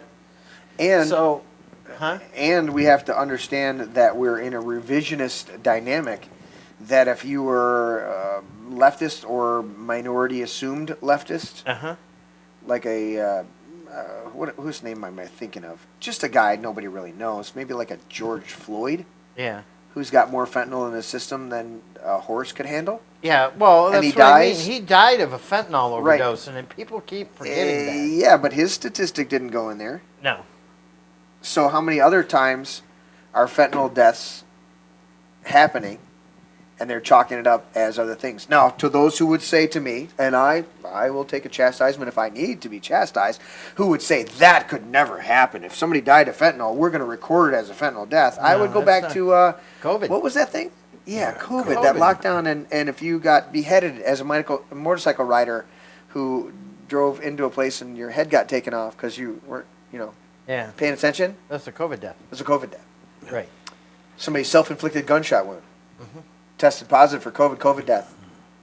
So we know that the medical community never lies about the actual cause of death. Do you know that they will get you in the ambulance and not declare you dead until you get to the hospital because they make more money if you die at the hospital? Yeah.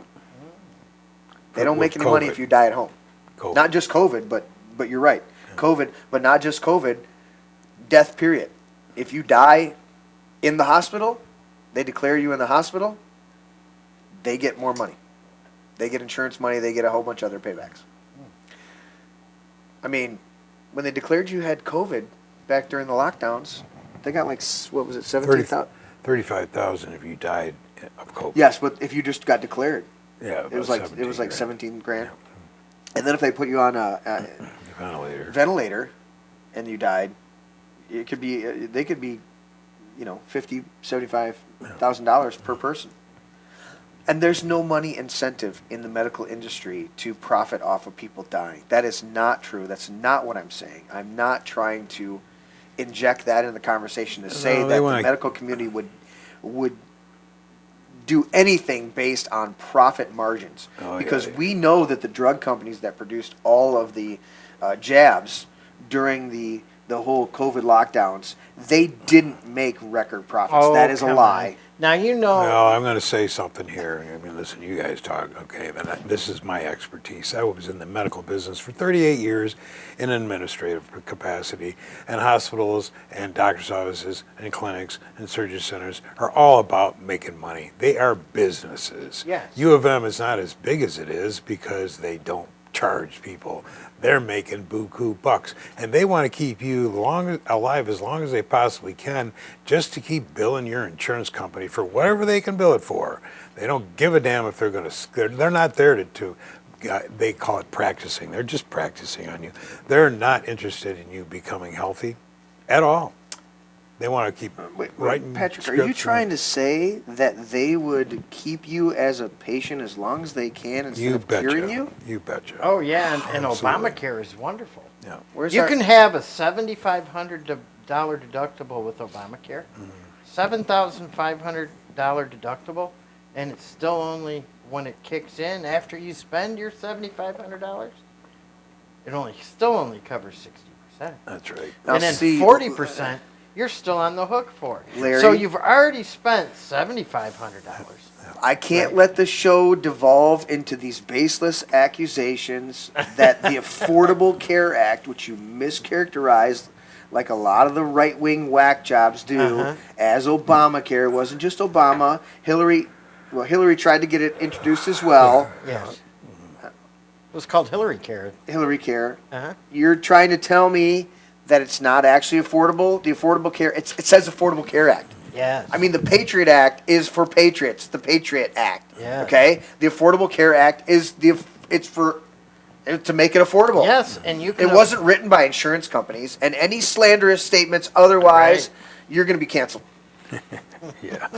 Please send, if you are offended by any misinterpretations of Obamacare, Affordable Care Act, or Patriot Act, please email This Is My Brain Hosts. Was that Gmail? At Yahoo. Yahoo. No, Outlook. Outlook. Do you know that people are still using Outlook out there? I have to use Outlook. Yes, people are still using America Online. We used to tease my one drummer. I didn't start this, but it was really fun to do. But he was long before that was just one of my hockey buddies, and then we figured out Wojo. Yeah. You guys know Wojo. Yeah, you two Wojo, do. Yeah. There was this running line of jokes in the locker room about how old Wojo was. Yeah.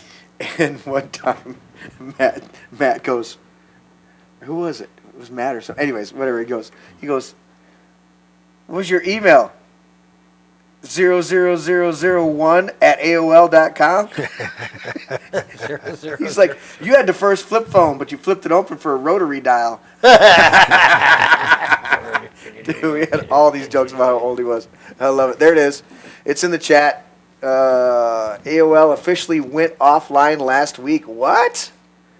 Send us that info. Are we doing another shot before we close out the show? We're about half hour before we close up. Oh, he's moving into the. Yeah, I'll take a nip. A nip? I don't want a full I only long. want a nip too. Yeah, I want this to stuff is good. It's good, but it's a little late in the evening. I mean, Teddy just slammed that last little sip of his. He wants some of that. Just a tiny one. Just a splash. Yeah, I have a tiny little bit as well. Just a splash. That's good. Thanks. So I read an article. We were talking about fentanyl. Yeah. It wasn't this lady was shopping in a store, grocery store. It was a Kroger, and she had her little daughter with her.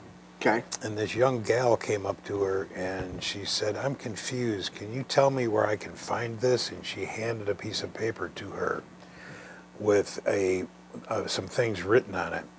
And the lady said, "I have no idea what this says," and gave it back to the gal.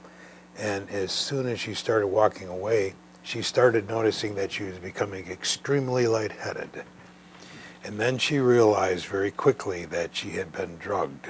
Whatever was on that paper was into her bloodstream. She said, "So the only thing I could think of doing was running as fast as I could to the pharmacy and screaming, 'I've been drugged, I've been drugged, I've been drugged.'"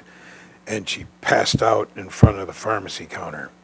And the pharmacist reacted.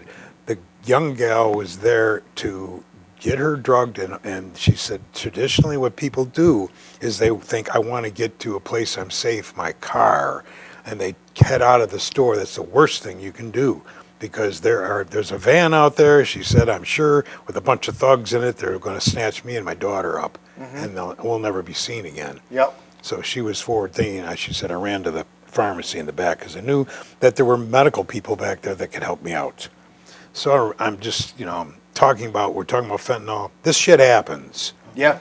And so. And people are targeted, and we don't realize how many times they're targeted. Yeah. And that's the whole bullshit of when the lockdowns happened. Yeah.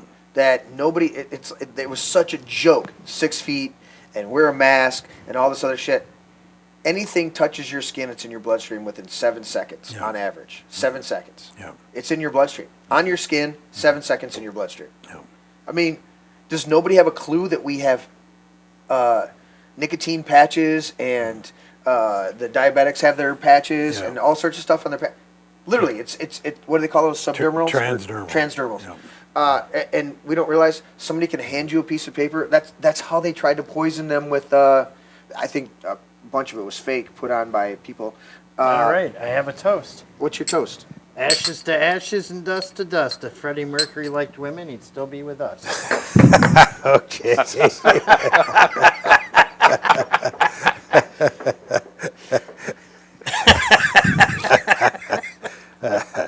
Tonight, I'm gonna have myself a real good time. This shit smells like mouthwash.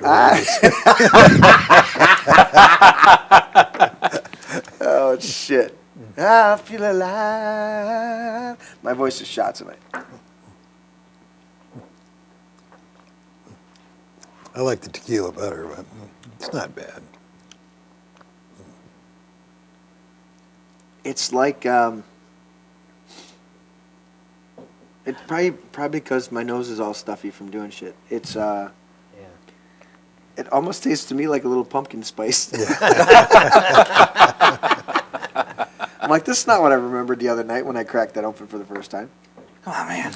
I think mine still had a little tequila. Probably. Honestly, the Fireball, I don't generally do Fireball as shots. Yeah. I put it in other stuff. Yeah, Fireball and rum chata. Fireball and Angry Orchard, which is called an Angry Balls. Angry Balls. And I ordered one last night at the... My wife invented a drink that she served. So when we have, at our, traditionally me and my wife, we have a trunk or treat in our neighborhood, and it was last Saturday, right? So my wife says, "What kind of drink can I invent this year?" So she comes for the up, kids coming to get for candy. the adults that got to put up with get drinks. The moms the and dads kids that get got to candy, put up with the and kids. the mom and dads, and like, here, take a sip. And the neighborhood knows, this, right? Because they all come waiting to see what shots we're giving out. When this year we were also giving out little Jesuses. I've got a little Jesus. You do. I gave you one. He's watching over the man cave. He is. Yeah, Yes. I got one of them that's kind of cool. I like it. Yeah, and we were given those, but she what she did was It's like a buddy Jesus. yeah, hot Vernors With mixed with regular Fireball, with a little Jesus in it. and then With a little Jesus in it? a little Jesus on the side with whipped cream on the top, and she topped it off with hot caramel. And what'd you call it? A screaming Jesus? Wait, we didn't know what we called it. Dude, you gotta label it. You gotta label it. Listen, this is what Larry got me right here. Yeah. Larry got me the buddy Jesus. That's like All right. That's an old meme right I there. love you. Yeah. You're doing good. It's a little buddy Jesus going on right there. Hey. It's like, I'm watching you. I'm watching you. Yes, I'm watching you. But that last. But that's all right. Yep. I'm winking at you, Sin. I'm watching you. That's what Larry says. No, actually, he got us a nice little Jesus, and he's just like his little arms stick out, and they're movable just enough to where when Larry gave it to me, I squeezed the arms. I was like, "Listen, Larry," and I'm like animating him. It's like, I really appreciate you, Larry. You're doing a good job. Yep. I like you passing out little idols to me. No response. I love it. You guys never seen Buddy Jesus? Oh, the Buddy Christ. That's what he is. Buddy Christ. It's like an old meme right there. Dude, it's from Dogma. The movie Dogma. Ah. Dogma? Jesus. Hells yeah. Buddy Jesus. Buddy Christ. That's it. Buddy Christ. Look at this one. Yeah. I can't take full responsibility as a Catholic thing.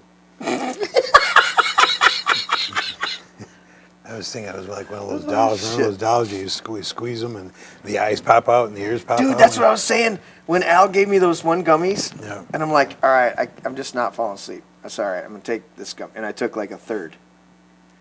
Not the ones that we took. Yeah. But I'm like, I want to take a gummy. I just want to go to sleep. So I take this gummy.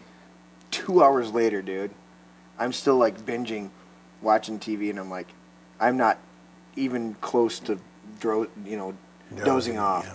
And if I shut the TV off and lay there, I'll be like, So anyways, I go, all right, I'm going to take another third. Maybe this dose is, maybe this is a little, I didn't read the label correctly about the dosage. I take another third. Half an hour later, dude, both kick in. And that guy, the little squeezy ball guy, I'll look him up. The stress ball guy. The stress ball guy, yeah. Dude, all of a sudden he's in my face. His eyes are, every time, I would literally be sitting there and I'd close my eyes, and the minute I would close my eyes, his face was there doing the thing. His eyes popping out. And then I see him on a roller coaster. And he's in every seat on the roller coaster, and I'm the one watching the roller coaster as it's coming, or as it, like the camera on the front of the roller coaster. Mm-hmm. And every time I looked at one of the faces, it would do the eyes pop and the ears go out and everything like that. I'm like, dude. And then I'm like, no. And then all of a sudden I'm on a stage, and it's a whole concert, and the whole crowd is all that dude. And I'm like, are you kidding me? And if I looked at anybody in the audience, they literally, the ears and eyes would pop out if I zeroed in on anybody in there. So for the next hour, I'm keeping my eyes open. Now, I've been trying to fall asleep for like 4 hours by this time. I'm like, dude. And I'm like, are you kidding me? And every time I close my eyes, this dude's just like, I'm like, oh my, stress ball. What do they call him? Stress ball face? Guy with the eyes that pop out. Yeah, but it didn't come up that way.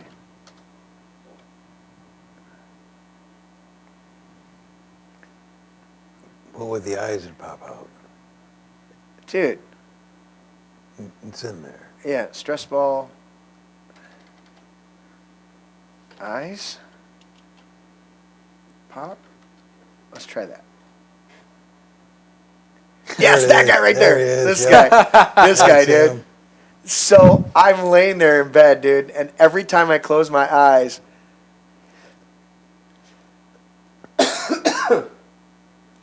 this dude right here is popping out at me every time, going dunk, and I'm like, see him on the roller coaster, dunk, and then I see him out in the crowd, and I look at one of the ones in the crowd, and I go dunk.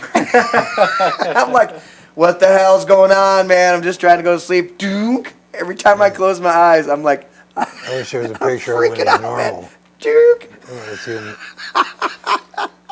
Normal. Which one? The normal, yeah, without him being. Oh, the normal face, without it. Yeah. Did it show it? I don't know. There's a bunch of. There it is. Yeah, there it is. Yeah. So there's the normal face. That's before he gets stretched. That's before he gets stretched. And then there's when he was getting squeezed. Yeah. It's weird, dude. It's totally weird. And the only reason I know about that is because I have a buddy. I won't say what occupation he is in, but it involves dealing with the public where he can't be too aggressive. Anyways, he's like, he just pulls it out of his bag and he's just like, like this. And he's like, oh. And I'm like, it gets worse. You guys remember the original Robin Hood with Kevin Costner? Nobody remembers it at the table. There's a scene where the sheriff of Nottingham walks into the witch's chambers, the witch that's controlling him. And he walks up and he walks up to where she's at and he picks up a knife and he goes like stabs whatever's there on the thing like that. And he throws it down and looks at her and she goes, "Something vexes thee." Yes. We need to get the audio video clip of that, Teddy. Wonder if we could have. Wonder if there would be a way where I could like press the button and it would play a video clip. Yeah. Oh, really? Yeah, we can figure that out. I mean, we fuck up everything else on the show. Why can't we fuck that up? Oh, Riri. Yes, Riri. What other ones we got in there? Give me a toe. Give me a what? A toe. Big Lebowski. Oh, Big Lebowski. You want a toe? I can get you a toe. My God, sir. I will not abide another toe. If you haven't seen that movie, you're just letting the best in life pass you by. Name that movie. What? If you haven't gotten a blowjob from a superior officer, why, you're just letting the best in life pass you by. That's A Few Good Men. Larry got it. And that's when they were. That's when they were sitting. They were sitting at the table, right? They were sitting at the table on a patio in Guantanamo Bay, and he said that with the lead character Demi Moore and Tom Cruise sitting next to each other. He looks Tom Cruise in the eye. She asks him a question. And he gets And all. he goes, "Oh, I see." She goes, "Don't." He's like, Tom Cruise is like, "Don't look like that." And he goes, he looks at her. He goes, "No, I understand." He's like, "It's a good question." He's like, "You know what I just realized? She outranks you." Yeah. And he goes, "And listen well, gentlemen. There's nothing better in life than having a woman who outranks you." Or he says something else in that line. Yes. Something that a woman that Superior officer. superior officer. Yeah, your superior officer. He goes, "Because if you haven't gotten a blowjob from a superior officer, why, you're just letting the best in life pass you by." Of course, I'm a colonel, so I'll have to just wait around till they elect some gal president.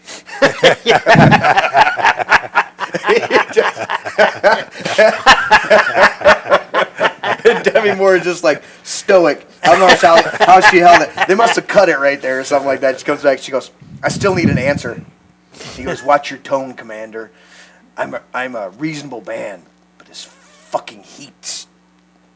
What does he say? This fucking heat's driving me insane or something like that. Dude, I'm gonna have to throw that in tomorrow. And I'm gonna be out there. Yeah, and I'll be honest with you, and I've made this point to my wife about this movie many times. Right? It was tragic, right, that Santiago died. Right. All right, and it was an accident. In the script. Yeah. All right, this was an accident. Right. And by the way, the movie's based on true story. Yes. It is based on a true story. Yes. So, but if you're in a time of war, do you want a woke commander? Right. Or do you want that commander from Guantanamo Bay that was being played by Jack Nicholson? Yeah, the problem. That's the guy I want in charge of me. The problem wasn't. That's him. I want him in charge of me because he's bringing me back safe. Right. He doesn't give two flying fucks. Right. Whether some pussy got offended because he said something. Right. He's bringing his troops back home alive. The problem was never. The problem in that dynamic was never his authoritative way of leading. It was the fact that they didn't take just a moment to assess that guy should have been shipped out. Right. They should have been. They should have. Well, there was a lot. There was a lot of mistakes made in the movie. Yeah. Like they faked orders for Right. To It's say like you don't that he was listen. scheduled to leave. There's a difference between somebody who's not carrying their weight, that's capable, right, and somebody that has an underlying issue. And he had an underlying issue. He had a 100% that the doctor clearly missed. Correct. That you learned through the the trial.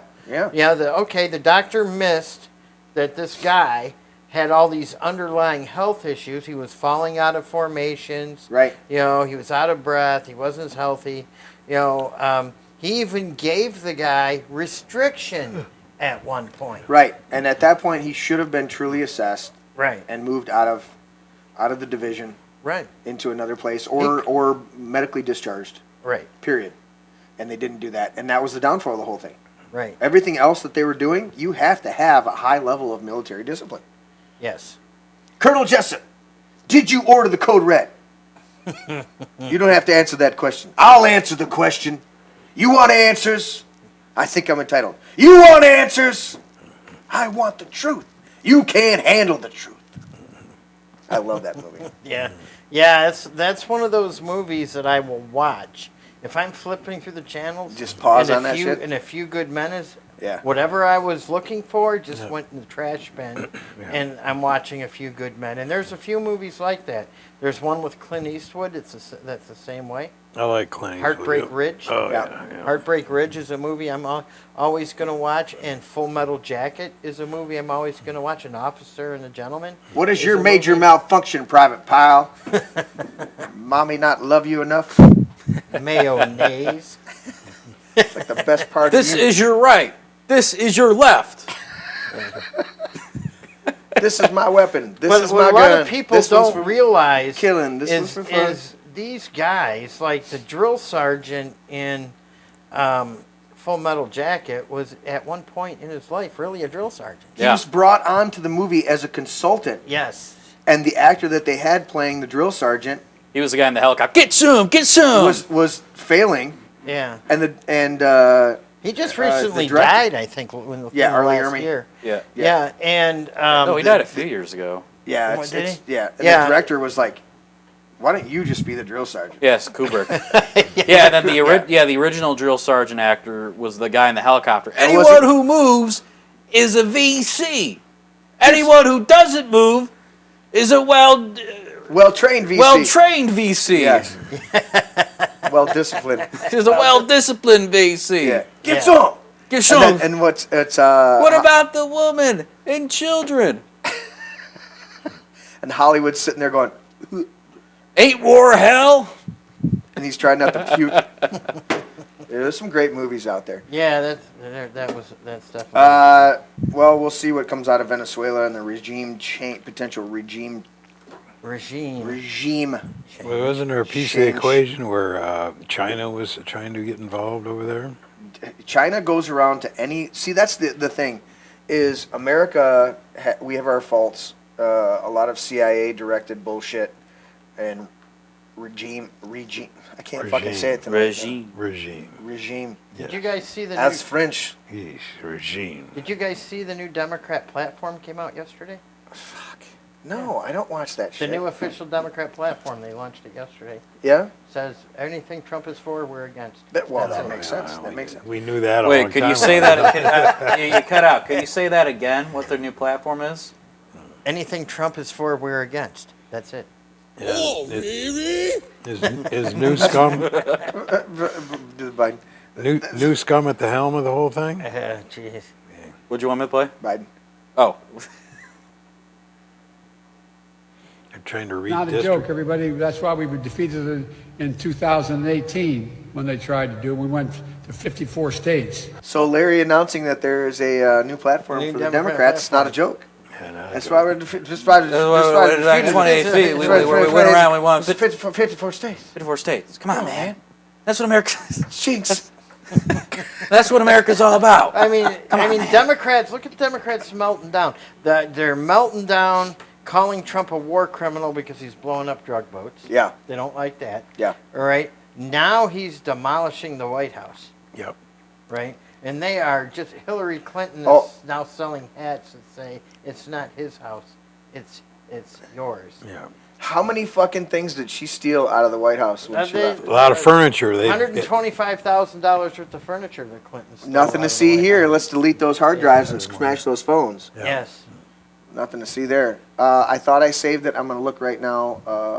Let's see. Careful not to trip over the emails.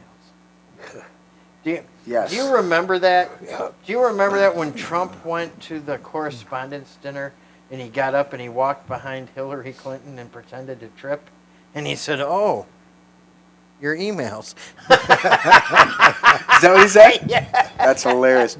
There was a meme. I thought I saved it, but it was a meme overhead shot of the White House, and it was pointing out the Rose Garden, and it says here's where Biden did something, and then it points out the East Wing, and it's like, and here's where Hunter lost the cocaine, and then it showed something, it's like, and here's where Bill got a blowjob in the Oval Office, and then over here's where Trump decided to just tear down something so they could make a ballroom.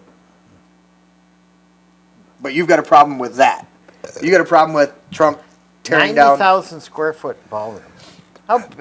He tore an awning off the East Wing. That's all he did. It's torn an awning off. Right. Yeah.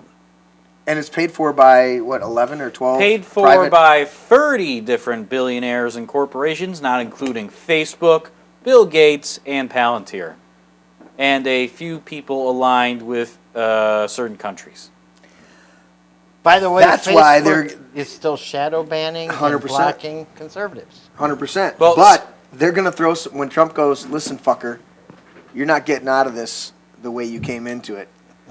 Well, you know, I'm throw some fucking money at it. Or I'm just so grateful for Facebook coming over here and building their data center because we're going to get tax break. But they're going to think about all the taxation revenue. Think about it. No, Tim, it's not Fire Orchard. It's Angry Balls. Angry Balls. You take Fireball and Angry Orchard, and you get Angry Balls. You don't get Fire Orchard. And that's the bottom line. And that's the bottom line, and that's the way it was in America tonight. At least he didn't say carpet muncher.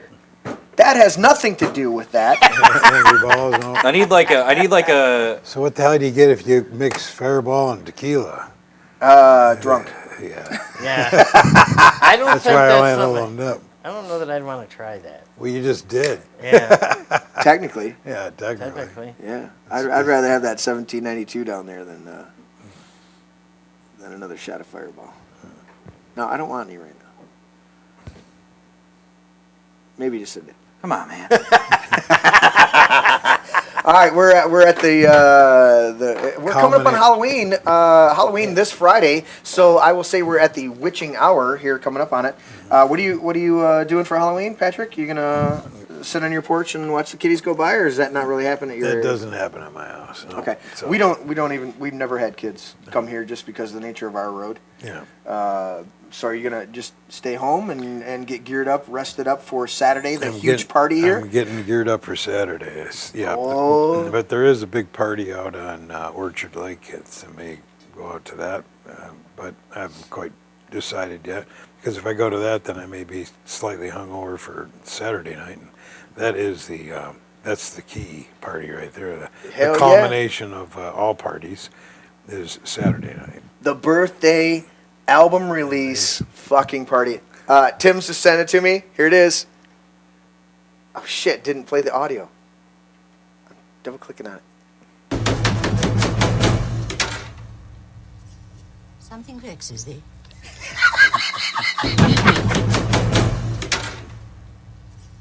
Something vexes thee.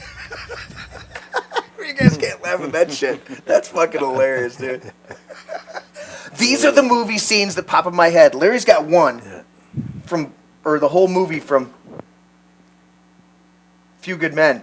Yes. I have thousands of movies in my head. Thousands of movies in your head. And I try to quote them, and not everybody gets along with it. But when you do, well, then you're not you're not letting the best in life pass you by, Larry. And I appreciate that. Yeah, I knew it. As soon as you said that, I knew exactly what scene that was, Lieutenant Dan. Lieutenant Dan. Have you found Jesus yet? Lieutenant Dan. Lieutenant Dan. Magic. They gave you a Congressional Medal of Honor? You? I suppose they did, yes. Okay, so we know he's going to be Ted Nugent for Halloween. What are you going to be? Count Dooku. I'm letting the beard grow out, and I just got the haircut today. It's supposed to shape a little bit. So it's for the party on Saturday, but Jocelyn's birthday party is the week after. And we went out and watched the new Tron movie, which was excellent. We went out to Red Robin, had a burger, split a burger, and we went to Tron Legacy and hung out. And we've been talking the last couple weeks because she wants to have a big party here. And she says, I want everybody to dress up. I'm like, that's cool. Remember, night's her birthday. That's right there, And I said, what do you think? And she's like, we went back and forth. I don't know how it came up. But she's like, should be Count Dooku. And I'm like, hell yeah. So I got to let the side. Can you do like the Christopher Lee voice and mannerisms? I can absolutely do it. Tonight, my voice is a little shot. Master Yoda. Master Yoda. Master Yoda. You got to do like, No, you have the Dooku lightsaber though? I got to order all that shit online. I have one. It's like a plastic one I made like Disney But is it World. Dooku? Yeah, it's Duke. It's Shit, well, I'll borrow yours. Master Windu, you fought well. Master Now, Windu, you fought well. Surrender. Now, surrender. Surrender. And your lives will be spared. We will not be made hostages for you to bargain with, Dooku. Then, I'm sorry. I'm sorry, old friend. Sorry, old friend. Yeah, dude. Christopher Lee. You know that Christopher Lee was the first choice for. You ever see Christopher Lee's heavy metal song? I don't think I have. Christopher Lee made heavy metal. He was like a big heavy metal. Was he? Yeah. That makes sense. Do you know he was the first choice for in the first original Star Wars Episode 4? He was the first choice for Grand Moff Tarkin. That's who Lucas wanted, was Christopher Lee to be that guy. Mm-hmm. And he was coming off. I mean, dude, go back and watch the original Bond. Or was it the second one? Man with the Golden Gun. No, Dr. No. Christopher Lee. Christopher Lee was the man with the golden gun. Awesome. Yeah. And then he does so much other stuff. But yeah, Christopher Lee was pretty cool. He was Sauron. He was Gandalf, right? No, he was Sauron. He was Sauron? Gandalf was Magneto. The actor who plays Magneto. Okay. Was he Dumbledore? No. Dumbledore, No, that was different. Dumbledore that was was different dude. The original Dumbledore. The first two movies was Richard Harris. I swear, I thought he was. He passed, and then another character. I thought he was either Gandalf or Dumbledore. I couldn't remember. Christopher Lee played Sauron. Okay. Gotcha. Yeah.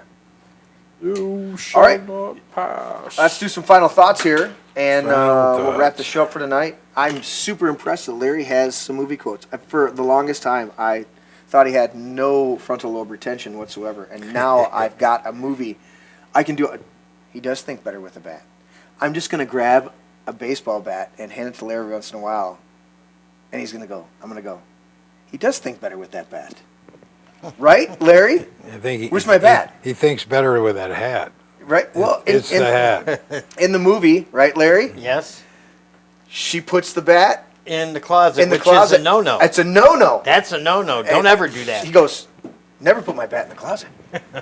He grabs the bat, and he's looking at the clothes, and he goes, I'm going down to Andrews. He does think better with that bat. I like it when he gets drunk and screams at her and says, never get something with the galactically stupid. Yeah. He's like, you must have been absent. They taught law at law school. You must have been absent. You must have been absent the day they taught law at law school.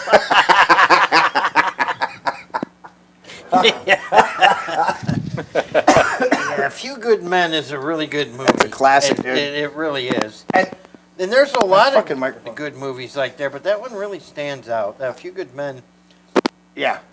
You know, the interesting thing is... Kevin Bacon does a really good job in that, too. He does. Yeah. Well, Kevin Bacon I don't think your clients belong in jail, but I don't get to make that choice. Exactly. I represent the United States government without prejudice or...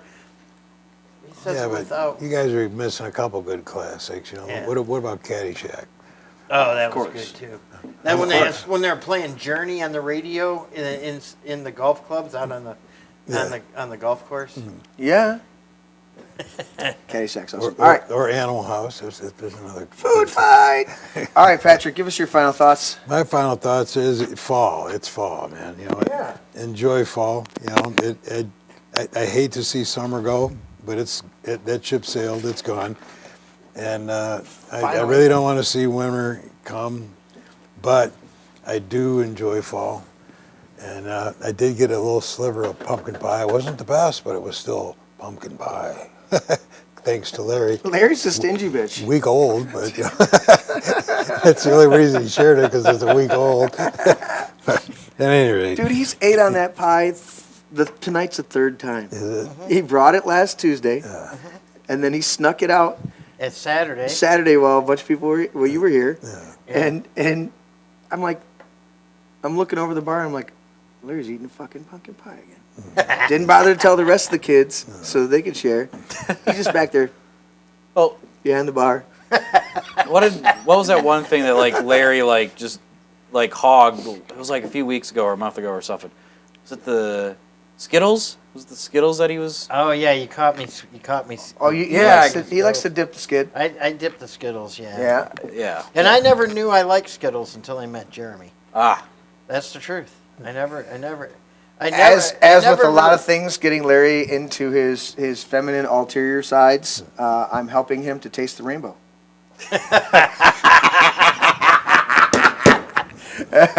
Hey, dildo inflators, take that soundbite.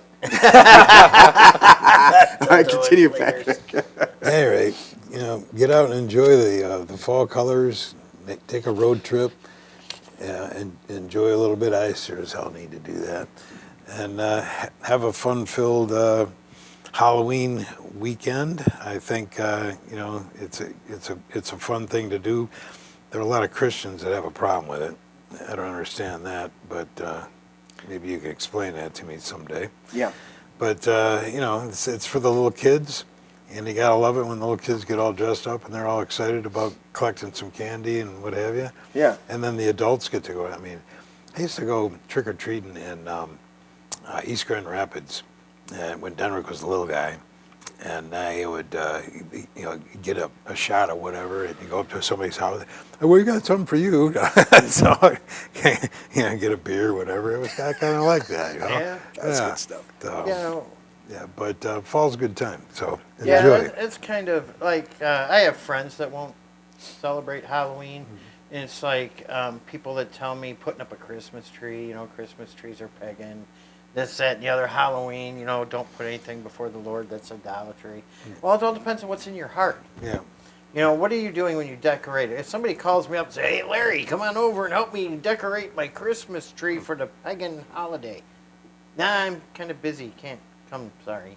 Hey, Larry, come on over. So you're saying it comes down to heart intent, Larry? Sure. How dare you insinuate that? Day. Comes down to your intent. What's that mean to you? When I decorate a Christmas tree, I am decorating for the celebration of the birth of our Lord, which, by the way, is not December 25th. Yeah. I just want to say. What? It's just the day that we Now, pick. you are just putting out a lot of crazy shit right now.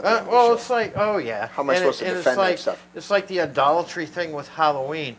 Am I actually out there practicing sorcery or what's displaying the fruits of the devil? What is the word the Bible uses? There's for witches. There's necromancers. Right? That's sleeping with dead people. No, that's necrophilia. Oh. So a necromancer is like necromancer just being, in the Bible. I think so a necromancer is just somebody's like romancing a dead person, but necrophilia is when you actually sleep with them. No, I think you're like, listen, man, she was giving me the eye. I mean, it popped out and it was drooling down her face, but she was giving me the eye. I necromancer right into some necrophilia. Halloween, you just get to dress up and have some fun. I get to be Ted Nugent for a few minutes. Yeah. I thought you were. Wait a minute. I thought you were Ted Nugent, and your costume was going to be Larry Parsons. Ah, there you go. Good call. There you go. Is that your final thought? No.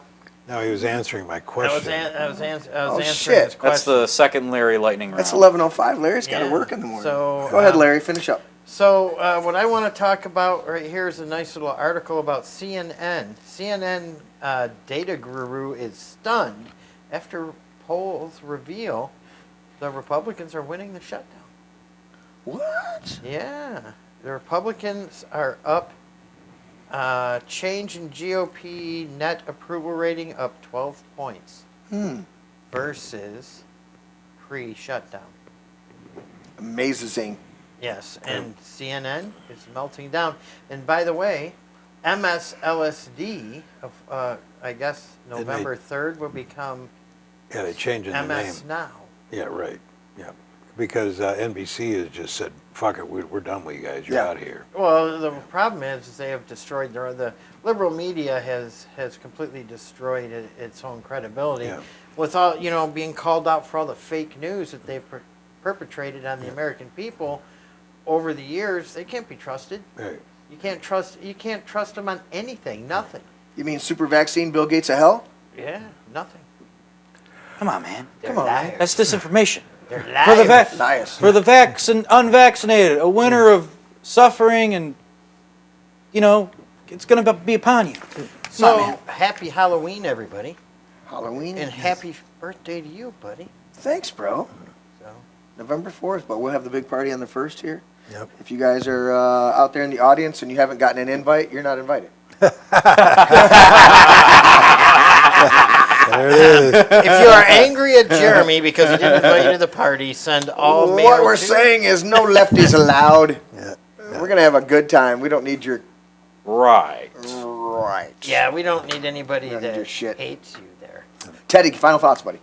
Well, happy birthday to you, first of all, even though early birthday. Thanks, buddy. And we'll actually be doing the show next week. You're not coming on Saturday? Is that what you're saying? Oh, no, he's coming. He's bringing friends. No. Yeah, that's... He's already picked out a spot to put a blow-up mattress. Trust me, Teddy's.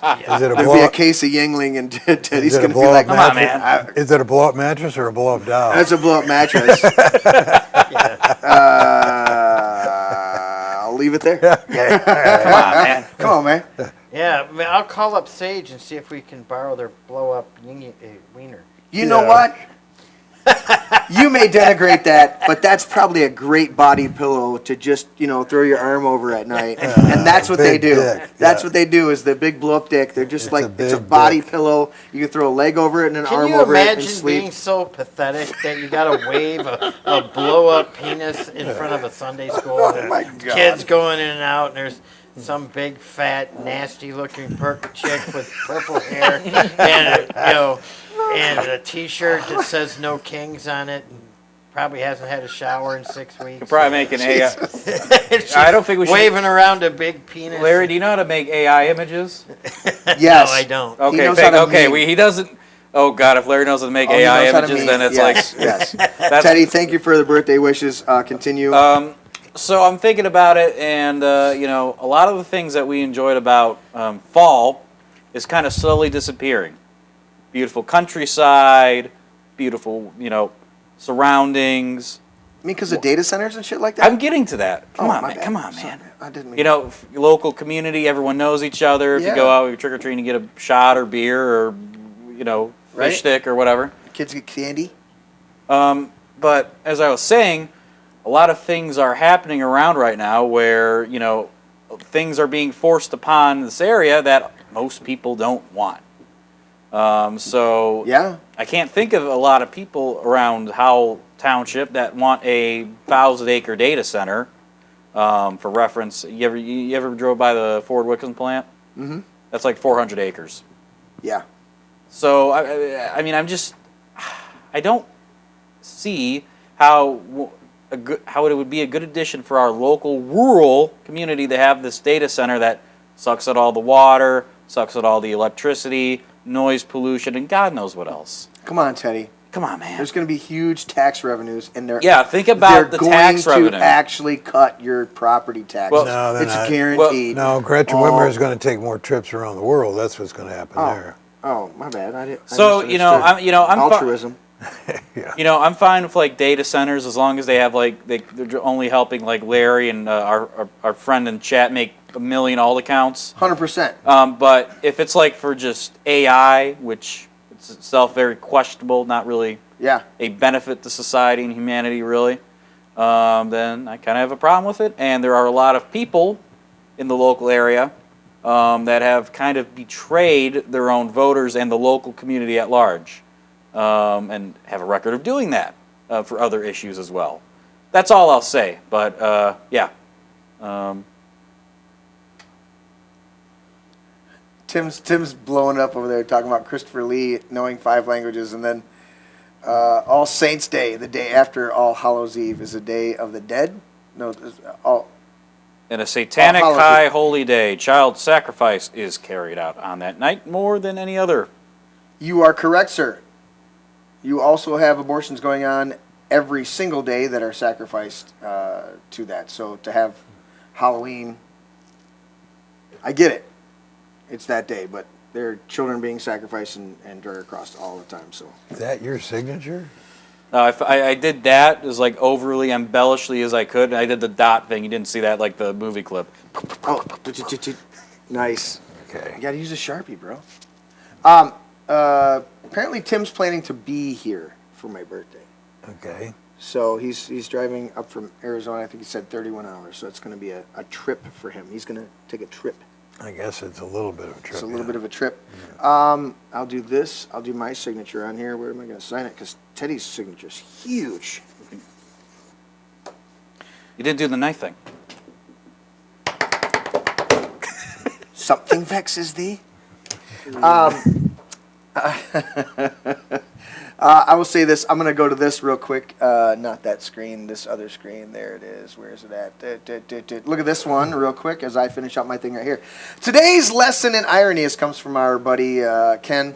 The food stamp program is administered by the U.S. Department of Agriculture. They proudly report that they distribute free meals and food stamps to over 46 million people on an annual basis. Meanwhile, the National Park Service, run by the U.S. Department of Interior, asks us, the good people of the earth, please do not feed the animals. Their stated reason for this policy being that, quote, the animals will grow dependent on handouts, and then they will never learn to take care of themselves, unquote.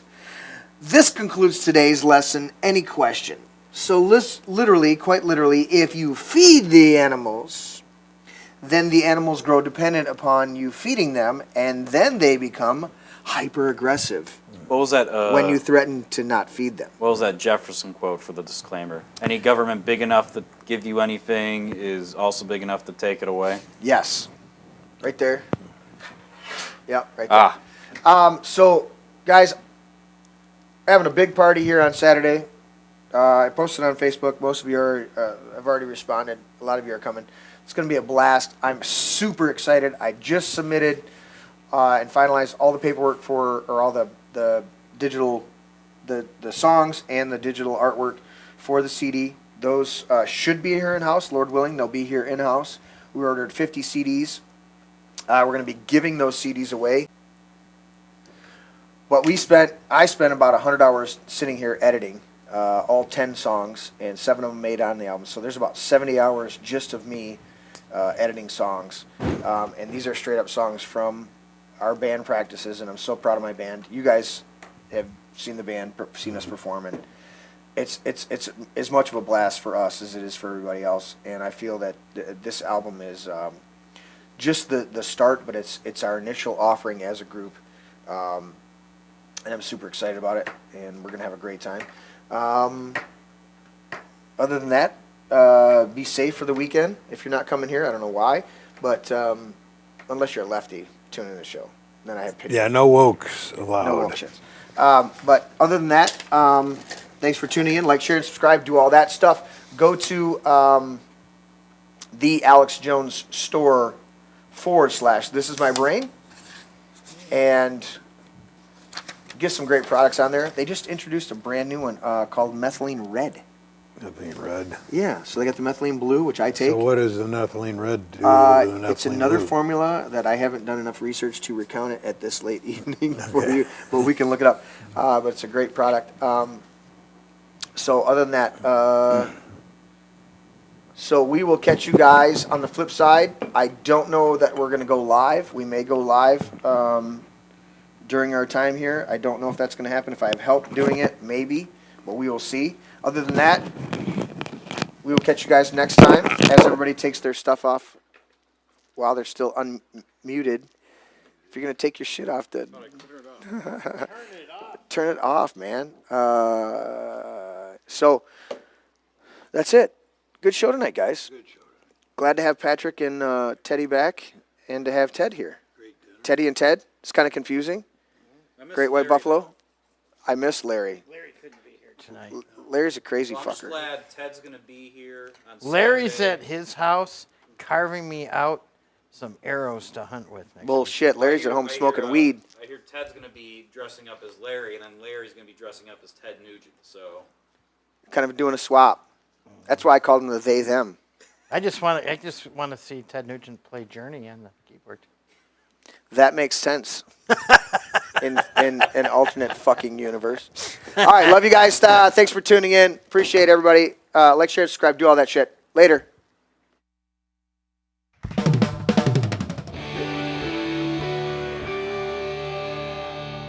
This is my brain. Dad, that's an egg. Yeah, that's an egg. Honey. Dude. That's an egg. Seriously. That's an egg. It's a metaphor. It's still an egg. That's an egg. I would challenge you. That's an egg. I know my brain is not actually an egg, okay? It's a metaphor. Metaphor or not, that's not your brain. It's just an egg. Una cerveza para mí. My egg is my brain. Can I at least have some bacon, maybe some sausage with that egg, though? Oh, I want some bacon. I want crepes. Have some bacon and pancakes with that egg. I'll take it with cheese. Extra large brown cage-free eggs.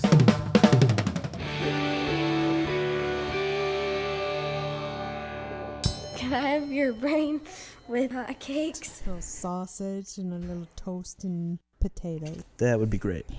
Does it have antibiotics? I don't know, man. I'm not good at this shit. Well, they got to be able to resist some diseases. You resist the disease. Has it got any hormones? Maybe. It's cage-free. Vegetarian? Maybe. Are they vegan? No, I eat steak. Never apologize and never explain. Never apologize. Yeah. Never apologize and never explain.